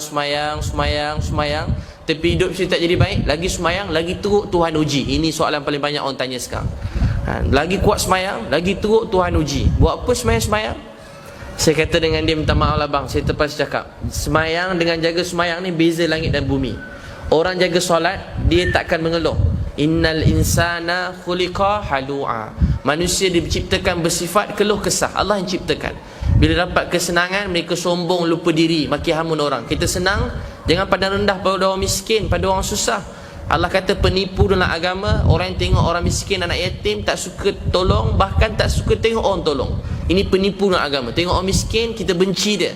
Ini penipu dalam agama. Tengok anak yatim, benci dia. Ini penipu dalam agama. Jangan pernah pandang rendah, pandang hina pada orang miskin. Kata Nabi, kita dibantu oleh Allah disebabkan 3 perkara. Salah satu, doa-doa orang yang miskin dan susah di kalangan kamu. Nabi juga pesan, Nabi SAW pesan, banyak bercampur dengan orang miskin dan susah, sebab dia membersihkan hati kamu. Orang miskin yang susah, yang jaga agama, sangat banyak membersihkan jiwa kita. Orang miskin yang susah tapi jaga agama, dia mengubat hati kita. Kurangkan bercampur dengan orang kaya, orang besar-besar, orang senang, sebab selalu buat kita lupa diri. Hari cerita duit, hari cerita ubat kuat. Orang kaya ubat kuat, bukan semua orang kaya lah, bila tak ada agama kan. Cerita duit, ubat kuat. Cerita duit, ubat kuat. Kenapa orang boleh miskin? Semua orang malas dalam dunia. Contohlah. Jadi kurangkan bercampur dengan orang kaya. Kena turun dan tempat orang miskin. Orang kaya campur untuk dakwah dia. Jumpa orang besar nak dakwah dia. Orang miskin banyak bercampur, pergi turun orang tempat orang susah-susah. Tempat ni supaya bukan untuk orang, sebenarnya untuk betulkan tujuan hidup kita. Kalau tak kerja lupa diri. Hari cerita duit kaya, duit kaya, duit kaya, duit kaya, tak sempat kaya mati dulu. Tak salah nak kaya. Allah suka, Allah sayang orang yang kuat berusaha. Allah sayang mukmin yang kuat daripada mukmin yang lemah. Allah sayang mukmin yang kuat berbanding mukmin yang lemah. Tapi cerita saya tadi semua untuk ubat hati kita semua. Saya pun macam tuan-puan juga nak kaya juga. Siapa tak nak? Tapi jangan jadikan itu cerita kita hari-hari, siang malam. Jadi tuan-puan sekalian, sampai mana cerita kita? Saya pun tak ingat sampai mana dah. Itu doa yang pertama. Sudahlah tu. Kemudian kedua, surah Ibrahim ayat 40. Yang kedua, tuan-puan hafal surah Al-Furqan ayat 74. Surah Al-Furqan ayat 74. Apa ayat tu? Rabbana hablana min azwajina wa zurriyatina qurrata a'yun waj'alna lil muttaqina imama. Ya Allah, anugerahkan kami, pasangan kami atau isteri kami, anak-anak kami. Rabbana hablana min azwajina wa zurriyatina qurrata a'yun. Jadi penyejuk hati, penyejuk mata kita. Tengok je rasa sejuk sampai air mata boleh keluar macam tu. Mak ayah kan tengok anak-anak semayang malam, keluar tak air mata tengok anak-anak nangis. Siapa pernah tengok anak-anak dia nangis semayang tahajud? Angkat tangan. Ya, anak dah besar tengok anak semayang tahajud nangis. Rasa sejuk tak hati? Semua angkat tangan dalam hati ni. Tengok anak nangis pukul 5 pagi, anak nangis, ya Allah ampun dosa mak ayah saya. Sejuk tak hati mak ayah? Sejuk. Anak nangis pukul 4, 5 pagi, hati mak ayah mana-mana pun rasa macam ya Allah. Air mata tu macam laju keluar, sejuk. Dia keluar juga tapi panas. Tak tahulah panas ke sejuk, tapi maksudnya keluar-keluar tu sejuk, tahu, sejuk. Rasa mengalir tu nikmat, mengalir air mata tu nikmat. Satu lagi nangis juga, menangis sebab sakit hati, geram, tak nak marah. Ya Allah, tak tahu macam sampai keluar air mata tu air mata keluar juga tapi sakit jiwa. Rasa geram tengok anak tu, ya Allah, tak tahu nak ucap dengan perkataan dah keluar air mata. Cuma tak keluar darah je, sedih. Jadi tuan paskan doa ni hari-hari. Rabbana hablana min azwajina wa zuriyatina qurrata a'yun waj'alna lil muttaqina imama. Allah ajar doa ni supaya isteri dia penyejuk hati. Bukan mesti cantik, tak cantik pun jadi penyejuk hati. Ada seorang sahabat, dia jadi gubernur. Orang kata ceraikan isteri kamu. Maaf saya ingat Abu apa? Ceraikan isteri kamu. Dia kata saya tak nak cerai isteri saya. Orang kata ceraikanlah kamu, besar isteri kamu ni dulu hamba, tak sesuai buat majlis-majlis ni, pakai pun buruk, selikir, tak pandai langsung, nak elok-elokkan diri. Hamba, dia dulu hamba, tapi dia dapat kuas ni, jadi orang besar. Orang semua tak suka tengok isteri dia, cakap pun kasar. Orang kampung-kampung kan, orang ni, orang hamba-hamba masa tu cakap kasar sikit. Dia kata ceraikan isteri kamu ni. Dia kata saya lebih suka isteri, saya sayang beliau, sebab beliau saya boleh bangun malam menangis depan Allah. Sebab beliau saya jadi rendah diri, tak sombong pada manusia, hati saya selamat. Sebab beliau saya semakin ingat Allah dan akhirat. Nampak tak? Isteri yang menyejuk hati, walaupun tak cantik, walaupun taklah macam apa, tak adalah terlalu sempurna, tapi jadi penyejuk hati. Jadi tuan-puan kena doa ni kalau tuan-puan nak. Sekarang boleh dapat dengan kita baca doa ni. Bukan ceraikan isteri yang ada, dapat sejuk hati tak? Baca doa ni, dah baca ke belum? Baca doa ni, Allah beri isteri dan anak-anak penyejuk hati. Yang ketiga, surah Al-Ahqaf ayat 15. Surah Al-Ahqaf ayat 15. Lelaki terus ingat je kan? Nampak semua terus dah hafal. Semua dah hafal ke? Yang perempuan mesti catat tu, tak berhenti mencatat tu. Yang lelaki masalah dah hafal lah, selalu jadi imam kan. Doa Rabbi auzi'ni an ashkura ni'mataka allati an'amta alayya wa ala walidayya wa ana a'mala salihan tardahu wa aslih li fi zuriyati inni tubtu ilaika wa inni minal muslimin. Masa tanya Talha, anak dia degil apa nak baca, dia suruh baca doa ni. Baca doa ni anak kamu akan jadi baik. Sayyidina Ali kata ketika berumur 40, siapa umur 40 angkat tangan. Umur 40 tahun, semua tak angkat, bawah 40 semua kan. Jadi baca doa ni, Allah buat keluarga semua taat dan jadi orang yang baik. Jadi tuan-tuan sekalian, hidup kita akan bahagia dan sejuk bila kita kenal Allah sebagai Tuhan. Bukan bila orang muliakan kita, bukan bila orang sayang kita, bukan bila kita dapat apa yang kita nak. Bila kita hidupkan agama cara Nabi SAW. Boleh insya-Allah tuan-tuan saya buat kesimpulan, boleh? Tuan-tuan pun nampak macam makin bersemangat ni. Saya tulis buku Isteriku Bidadari, 11 kaedah bimbing keluarga. Saya tak jual kat luar tu, dia jual. Tuan-tuan belilah satu seorang. Ada saya tulis, ramai wanita-wanita hantar email kan, mesej, banyak dapat kesan kebaikan Allah beri, Allah yang beri. Allah yang beri. Lelaki pun ada banyak hantar juga. Dia kata ustaz baca sampai muka surat 6 je dah nangis, rasa nak peluk keluarga. Lelaki boleh belilah sampai muka surat 6 je baca, lepas tu tak payah baca dah. InsyaAllah ada 11 kaedah bimbing keluarga. Satu lagi saya tulis buku Menelusuri Cinta, supaya lalu hidup ini dengan cinta dan sayang. Orang semakin dekat dengan Allah, dia semakin cinta dan sayang kepada Allah dan semakin menyayangi manusia. Tuan-puan sayang orang baik, perintah Allah. Sayang ulama, perintah Allah yang sangat besar. Sayang orang jahat pun perintah Allah. Saya tanya kat budak-budak kecil, siapa sayang orang Islam? Semua angkat tangan. Sekala sekolah rendah. Siapa sayang orang Cina? Saya tanya, tak ada siapa dah angkat tangan. Dia bersalah jawab. Saya tanya lagi, betul-betul ustaz tanya ni, betul-betul siapa sayang orang Cina? Semua tak angkat tangan juga. Siapa sayang orang India pun tak angkat tangan dah. Saya kata siapa sayang ustaz? Semua angkat tangan. Jadi saya kata ustaz Cina tau kan. Jadi tuan-tuan, kita kena sayang semua manusia dalam dunia. Kena sayang orang Cina, kena sayang orang India, sayang orang jauh pada Allah, tak kenal Tuhan.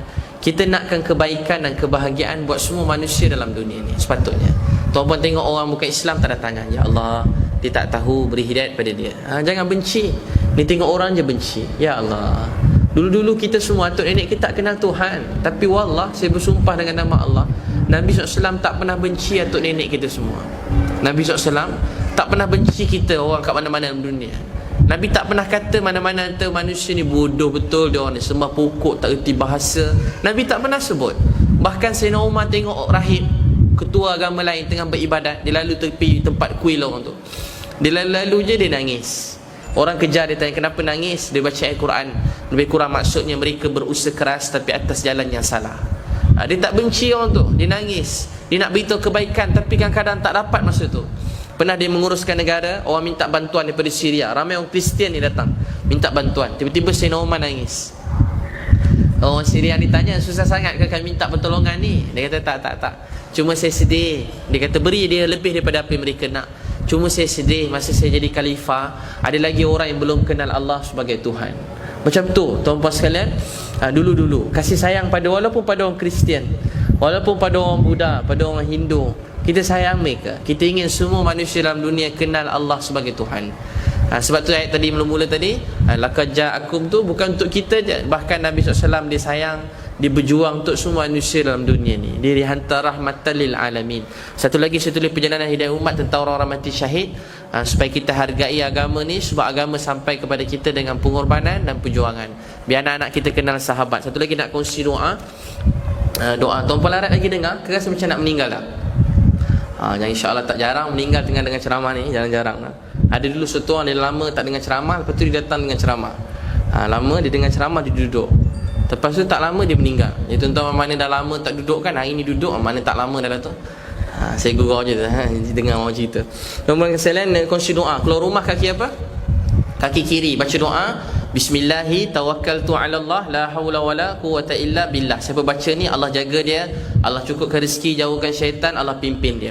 Kedua, ada sahabat Nabi ada masalah hutang, Nabi ajar masuk rumah beri salam, baca surah Al-Ikhlas 3 kali, selawat. Tuan-tuan buat masuk rumah beri salam, surah Al-Ikhlas 3 kali, selawat atas Nabi SAW.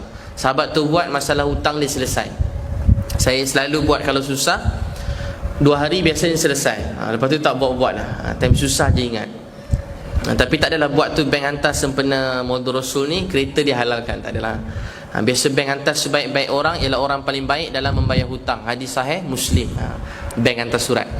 Kalau boleh balas dalam Bukhari, ada peniaga dia mudahkan orang bayar hutang, sebab tu dia masuk syurga. Riwayat Bukhari. Kalau nak balas dia bank tak nak surat, balasan nak suruh bayar.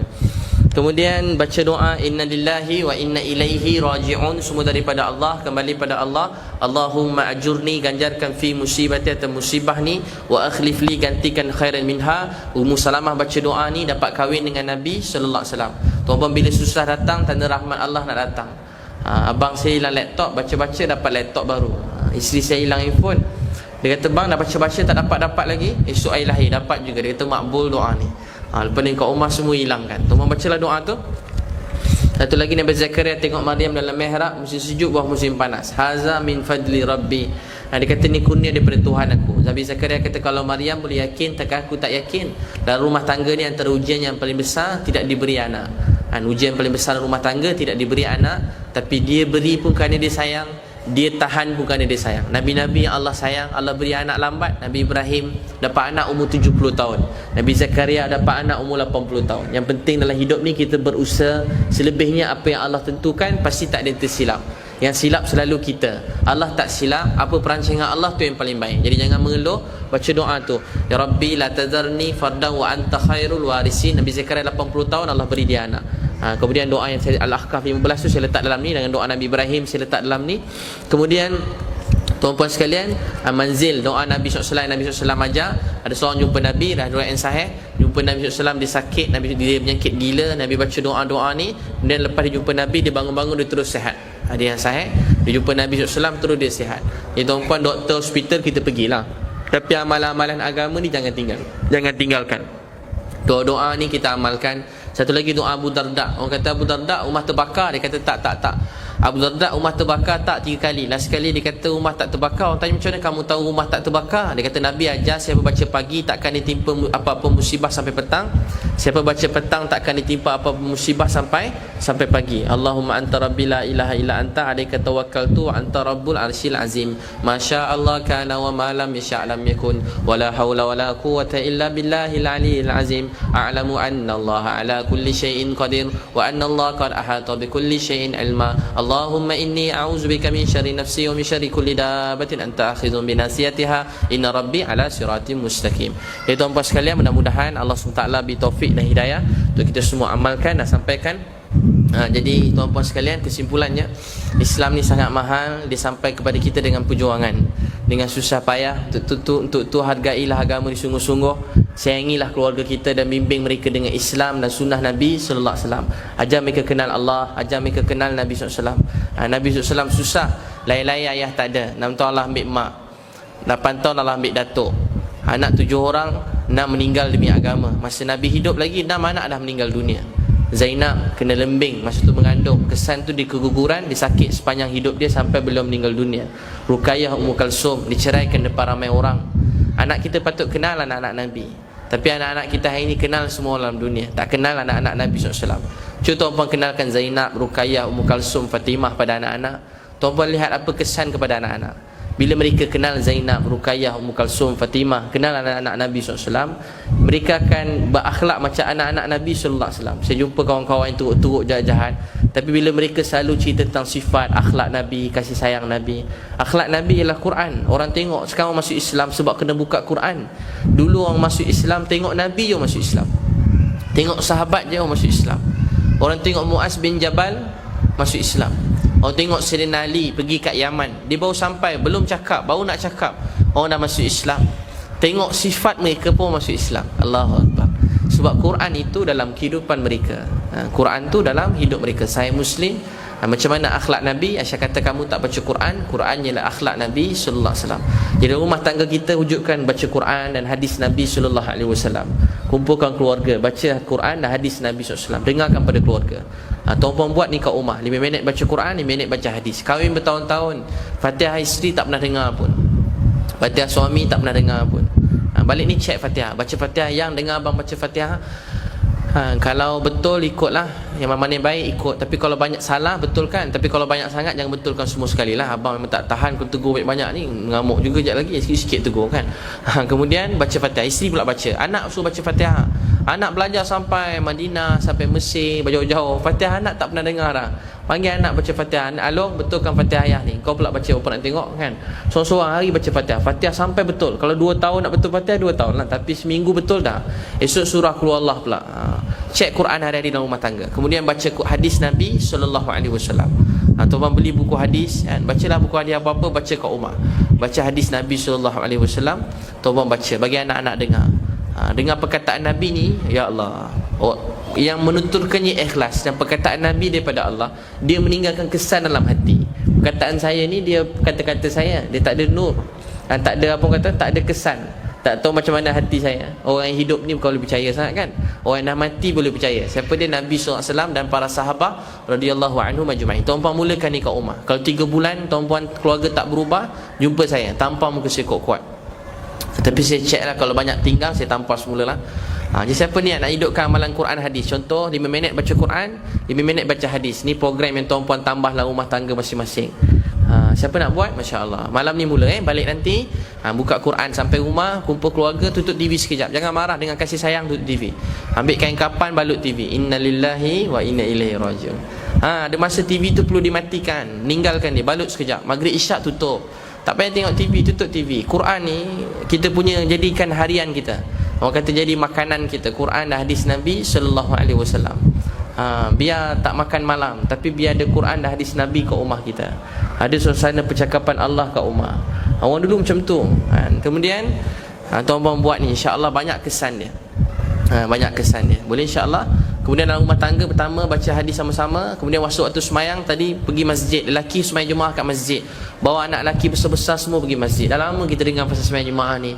Kalau hari ni tak pergi, bila lagi kan? Bila lagi nak pergi? Mulai esok subuh, siapa nak semayang Jumaat kat masjid, angkat tangan. Subuh esok.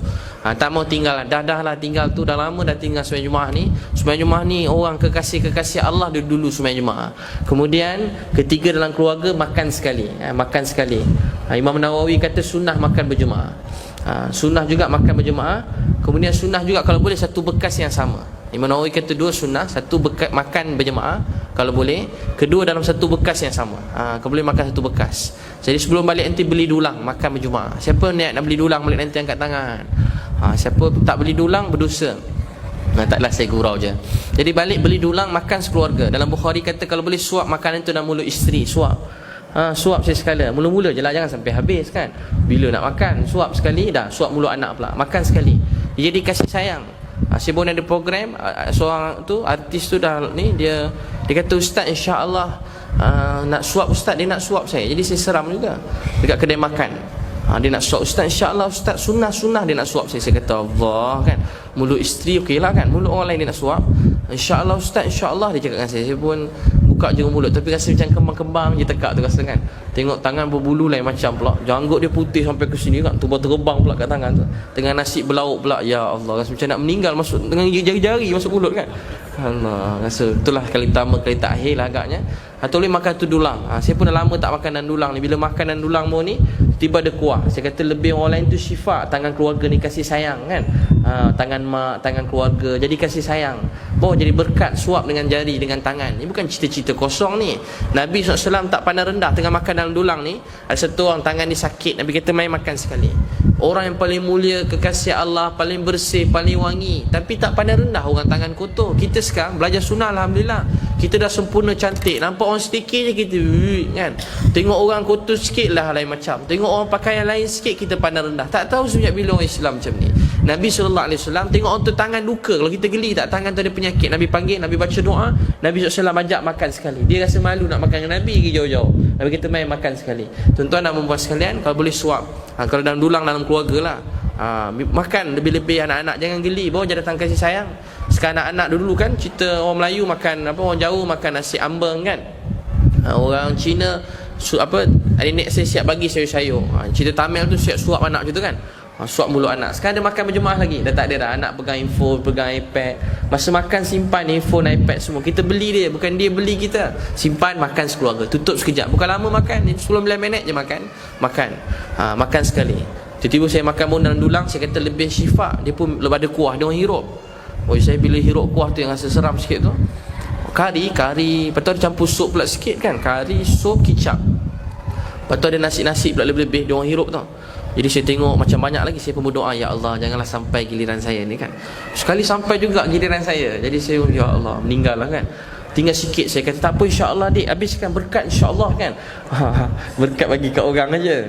Kita macam tu, berkat bagi kat orang. Patut kalau tahu berkat kita lah habiskan. Suruh orang makan insya-Allah berkat. Dia pun kata ustaz tak cukup ni, tambah pula kari lagi. Ya Allah, tambah balik semula kan. Lepas tu dia tambah kicap balik semula. Asyhadu an la ilaha illallah kan. Jadi makan. Jadi tuan-puan sekalian, mulai ni makan berjemaah boleh. Jadi sembahyang jemaah, lelaki pergi masjid, wanita sembahyang waktu kat rumah. Aku azan je, kumpul keluarga semua duduk kat rumah. Anak kecil-kecil bentang sejadah, biar dia main-main, jangan nyorok sembahyang. Bawa anak-anak saya sembahyang. Yang kecil-kecil pun biar. Rumah jadi macam masjid. Balik masjid, ayah baca Quran hadis dengan keluarga. Nak sembahyang jemaah boleh waktu tahajud nanti. Waktu tahajud Nabi pernah sembahyang, isteri Nabi selalu ikut belakang Nabi. Selalu ikut belakang. Itu pas sembahyang tahajud, nak kejut keluarga sembahyang tahajud kat rumah, sembahyang jemaah. Sembahyang jemaah kita sembahyang kat masjid. Boleh insya-Allah tuan-puan.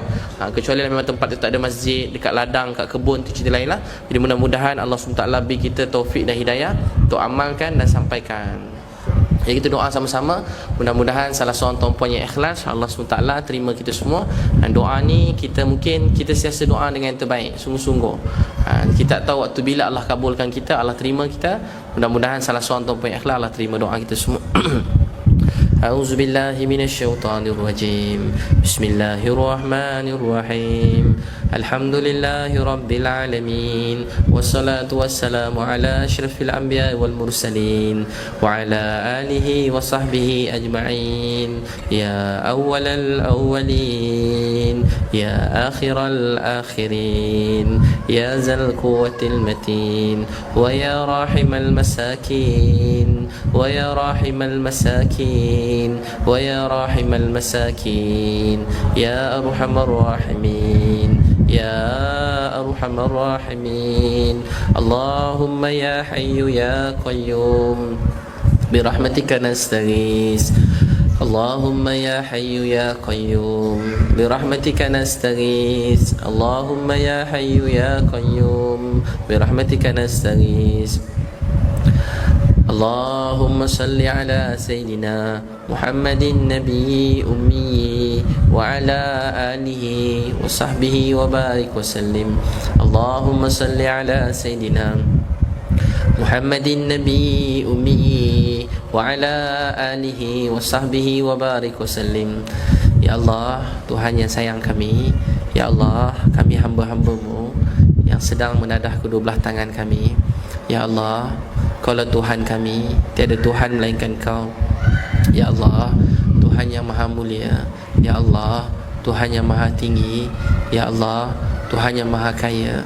Ya Allah, Tuhan yang maha pemurah. Ya Allah, Tuhan yang maha pengasih. Ya Allah, Tuhan yang maha penyayang. Ya Allah, Tuhan yang maha melihat. Ya Allah, Tuhan yang maha mendengar. Ya Allah, Tuhan yang maha mengetahui. Ya Allah, Kaulah Tuhan kami, tiada Tuhan melainkan Kau. Semenjak dulu ya Allah, kami rasa bahagia saat kami dapat benar-benar belajar mengucap kembali asyhadu alla ilaha illallah wa asyhadu anna Muhammadar Rasulullah. Wahai Allah, itulah saat yang paling bahagia dalam hidup keluarga kami.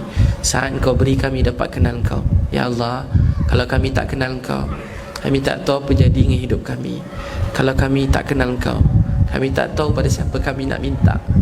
Pasti tak ada siapa yang akan bantu kami dalam hidup kami melainkan Kau. Ya Allah, semenjak dulu menyebut nama Kau ialah ubat bagi hati kami. Semenjak dulu mendengar nama Kau ialah ubat bagi kesedihan hati kami. Ya Allah, semenjak dulu kami bahagia dapat kenal Kau. Ya Allah, wahai Allah, terima kasih sebab pilih kami dapat kenal Kau sebagai Tuhan. Ya Allah, kalau Kau tak pilih kami, kami tak tahu apa nasib hidup kami.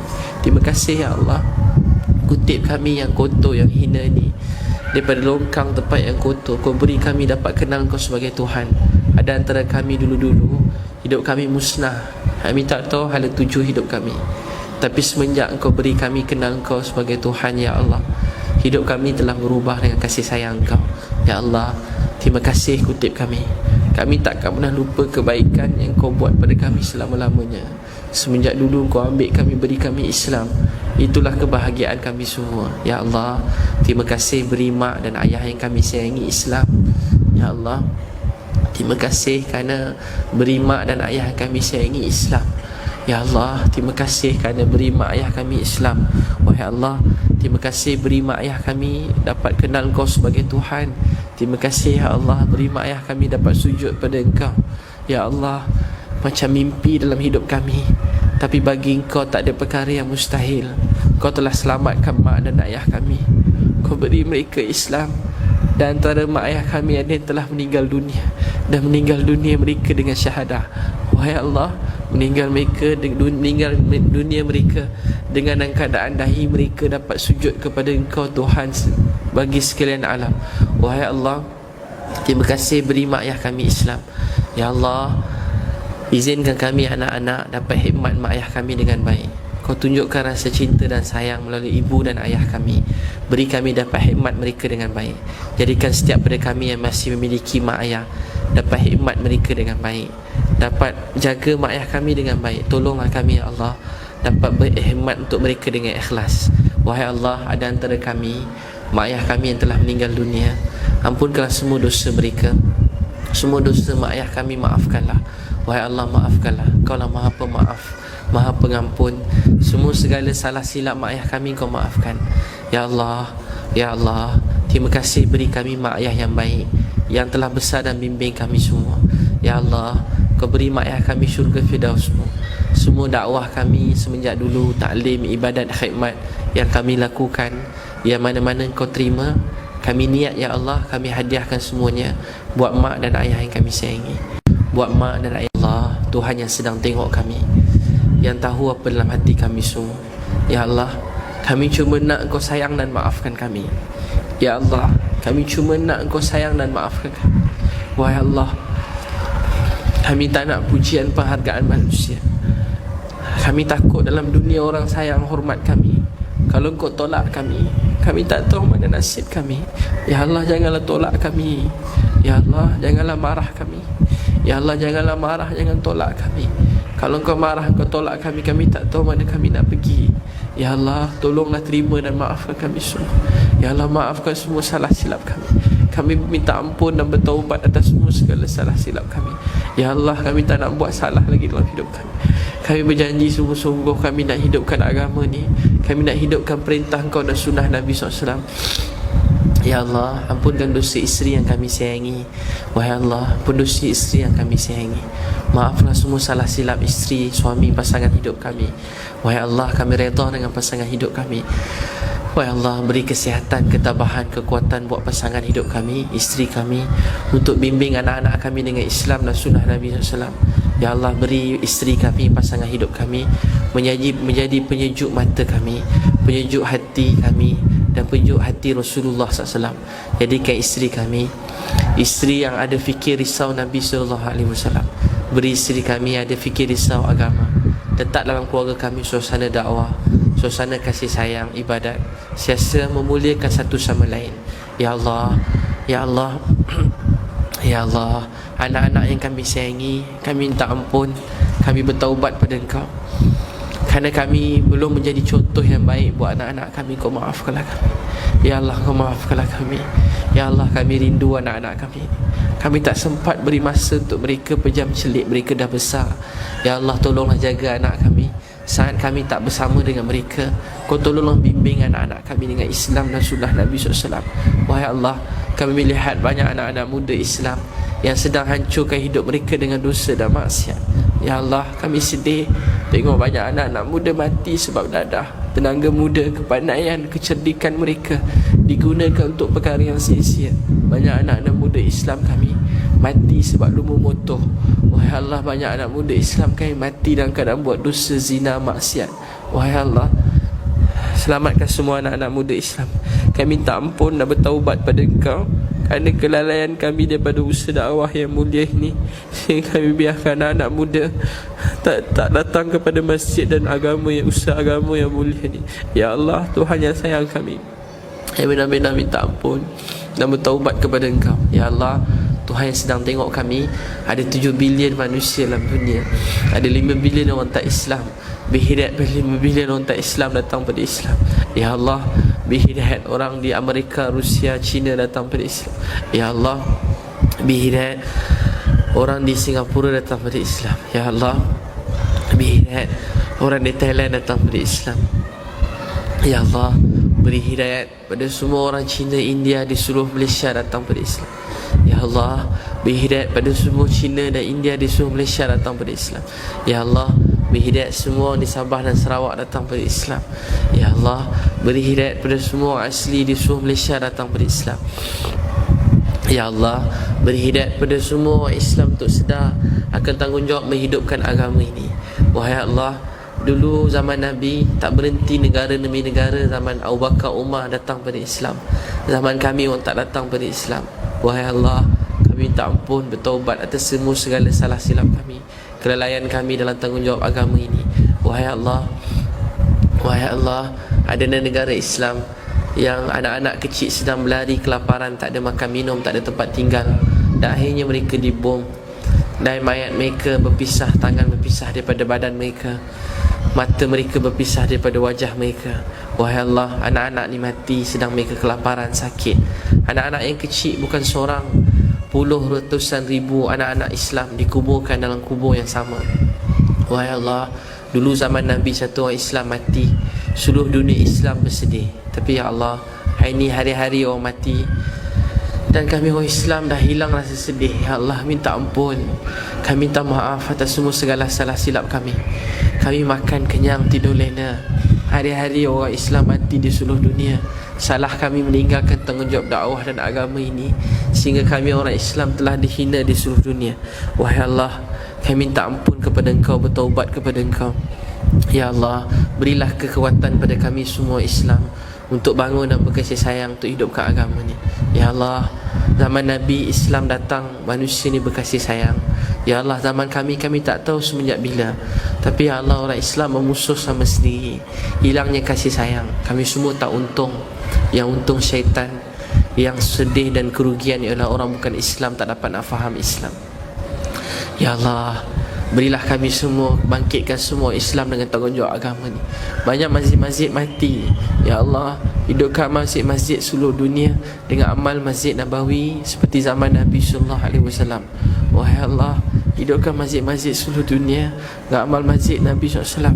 Wahai Allah, Wahai Allah, ulama-ulama kami yang baik-baik yang kami sayangi, banyak yang telah meninggalkan kami. Ampunkanlah dosa mereka, sayangi mereka. Banyak nasihat-nasihat mereka yang kami amalkan dalam hidup kami. Isteri anak-anak mereka Engkau pelihara atas perjuangan agama ini. Wahai Allah, ulama-ulama yang tinggal, campaklah kasih sayang di kalangan mereka. Ya Allah, ulama-ulama yang tinggal, campaklah kasih sayang di kalangan mereka. Sebab perselisihan dan pergaduhan mereka tak menguntungkan umat ini. Ya Allah, perselisihan pergaduhan mereka tak menguntungkan umat ini. Ya Allah, bangunkan kami semua dengan tanggungjawab agama ini. Bangun kami semua dengan tanggungjawab agama ini. Kami tahu Engkau sedang tengok kami. Mungkin di hari kami yang terakhir dalam dunia ni. Pada hari ini kami benar-benar bertaubat dan minta ampun sebab kami telah cuaikan tanggungjawab dakwah dan agama ni. Kami bertaubat pada Engkau sungguh-sungguh. Kami janji untuk buat dakwah dia sungguh-sungguh. Dulu kerana dakwah ni Engkau muliakan kami. Kami sungguh-sungguh minta ampun dan bertaubat. Istiqamah dan istikhlaskan kami dengan jiwa dan seperti perasaan Nabi SAW.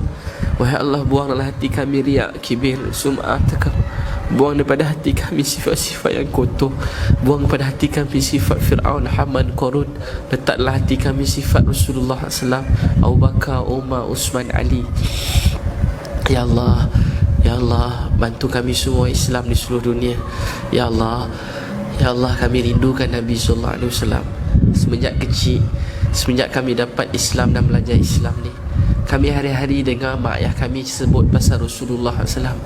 Wahai Allah, temukan mak dan ayah yang kami sayangi dengan Rasulullah SAW dan keluarga baginda dan para sahabat radhiyallahu anhum ajma'in. Ya Allah, kami rindu nak jumpa Nabi SAW. Kami minta ampun dan kami malu dengan Nabi SAW. Anak-anak Nabi mati demi Islam ni. Zainab, Ruqayyah, Ummu Kalsum, Ibrahim, anak-anak Nabi SAW yang meninggal dunia. Wahai Allah, wahai Allah, isteri-isteri Nabi kelaparan, susah, sakit. Para sahabat ada yang mati dibunuh demi hidup ke Islam. Ya Allah, temukan kami dengan Rasulullah SAW. Kami baca Al-Quran. Laqad ja'akum rasulun min anfusikum azizun alaihi ma anittum harisun alaikum bil mu'minina raufur rahim. Fa in tawallaw faqul hasbiyallahu la ilaha illahu alaihi tawakkaltu wa rabbul arsyil azim. Ya Allah, Kau jadikan seorang Rasul yang sangat ambil berat hal kami, benar-benar merasai sakit dan susah payah kami, bahkan menyayangi dan tamakkan terlalu sangat, dahagakan ingin kami semua bahagia dan masuk syurga. Tapi kami sendiri, Ya Allah, biarkan tinggalkan amalan agama ini sendiri. Banyak keluarga Islam tak bahagia kerana tinggalkan perintah Engkau dan sunnah Nabi SAW. Lelaki ini terlalu ingin dengan kami semua berjaya, tapi kami sendiri telah berhenti berusaha untuk capai kejayaan dalam hidup kami. Lelaki ini ingin lihat kami semua berkasih sayang, tapi kami sendiri yang telah musnahkan kasih sayang dalam keluarga dan umat ni. Kami bertaubat dan minta ampun atas segala salah silap kami, berucapan lidah kami yang memecah belahkan ahli keluarga atau mana-mana manusia. Kami bertaubat pada Engkau. Mana-mana ucapan perkataan kami yang menyebabkan manusia membenci orang lain, kami bertaubat kepada Engkau. Ucapan kami yang membuat manusia jauh daripada Engkau, kami minta ampun dan bertaubat pada Engkau. Wahai Allah, ampunkan kami wajah kami yang menyakitkan mana-mana hati manusia. Kami tak seperti Rasulullah SAW. Wajah Nabi membuat manusia sayang pada agama ini. Ucapan Nabi yang diulang-ulang sehingga hari ini, perkataan yang terbanyak diulang dalam dunia, yang menyejukkan hati dan telah merubah perangai bilion manusia semenjak dulu sehingga hari ini.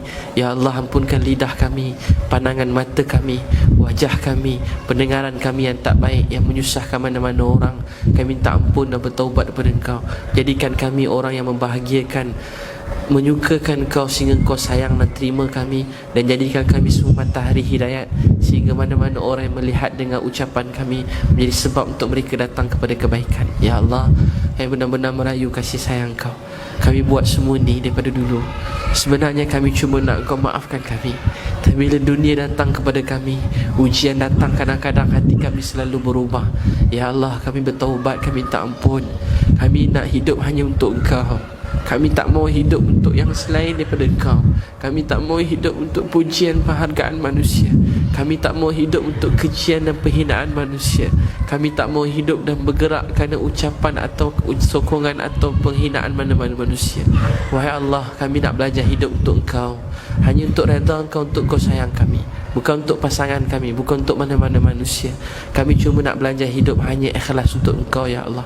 Wahai Allah, bantulah kami. Kami rindu sebelum kami mati, kami nak belajar sebut nama Engkau, ya Allah, seperti Nabi SAW dan para sahabat sebut nama Engkau. Hidup kami telah berlalu separuh daripada usia kami, bahkan lebih, tapi sampai hari ini dahi kami masih sujud pada Engkau, belum ingat pada Engkau. Ya Allah, tolong kami beri khusyuk dalam solat kami.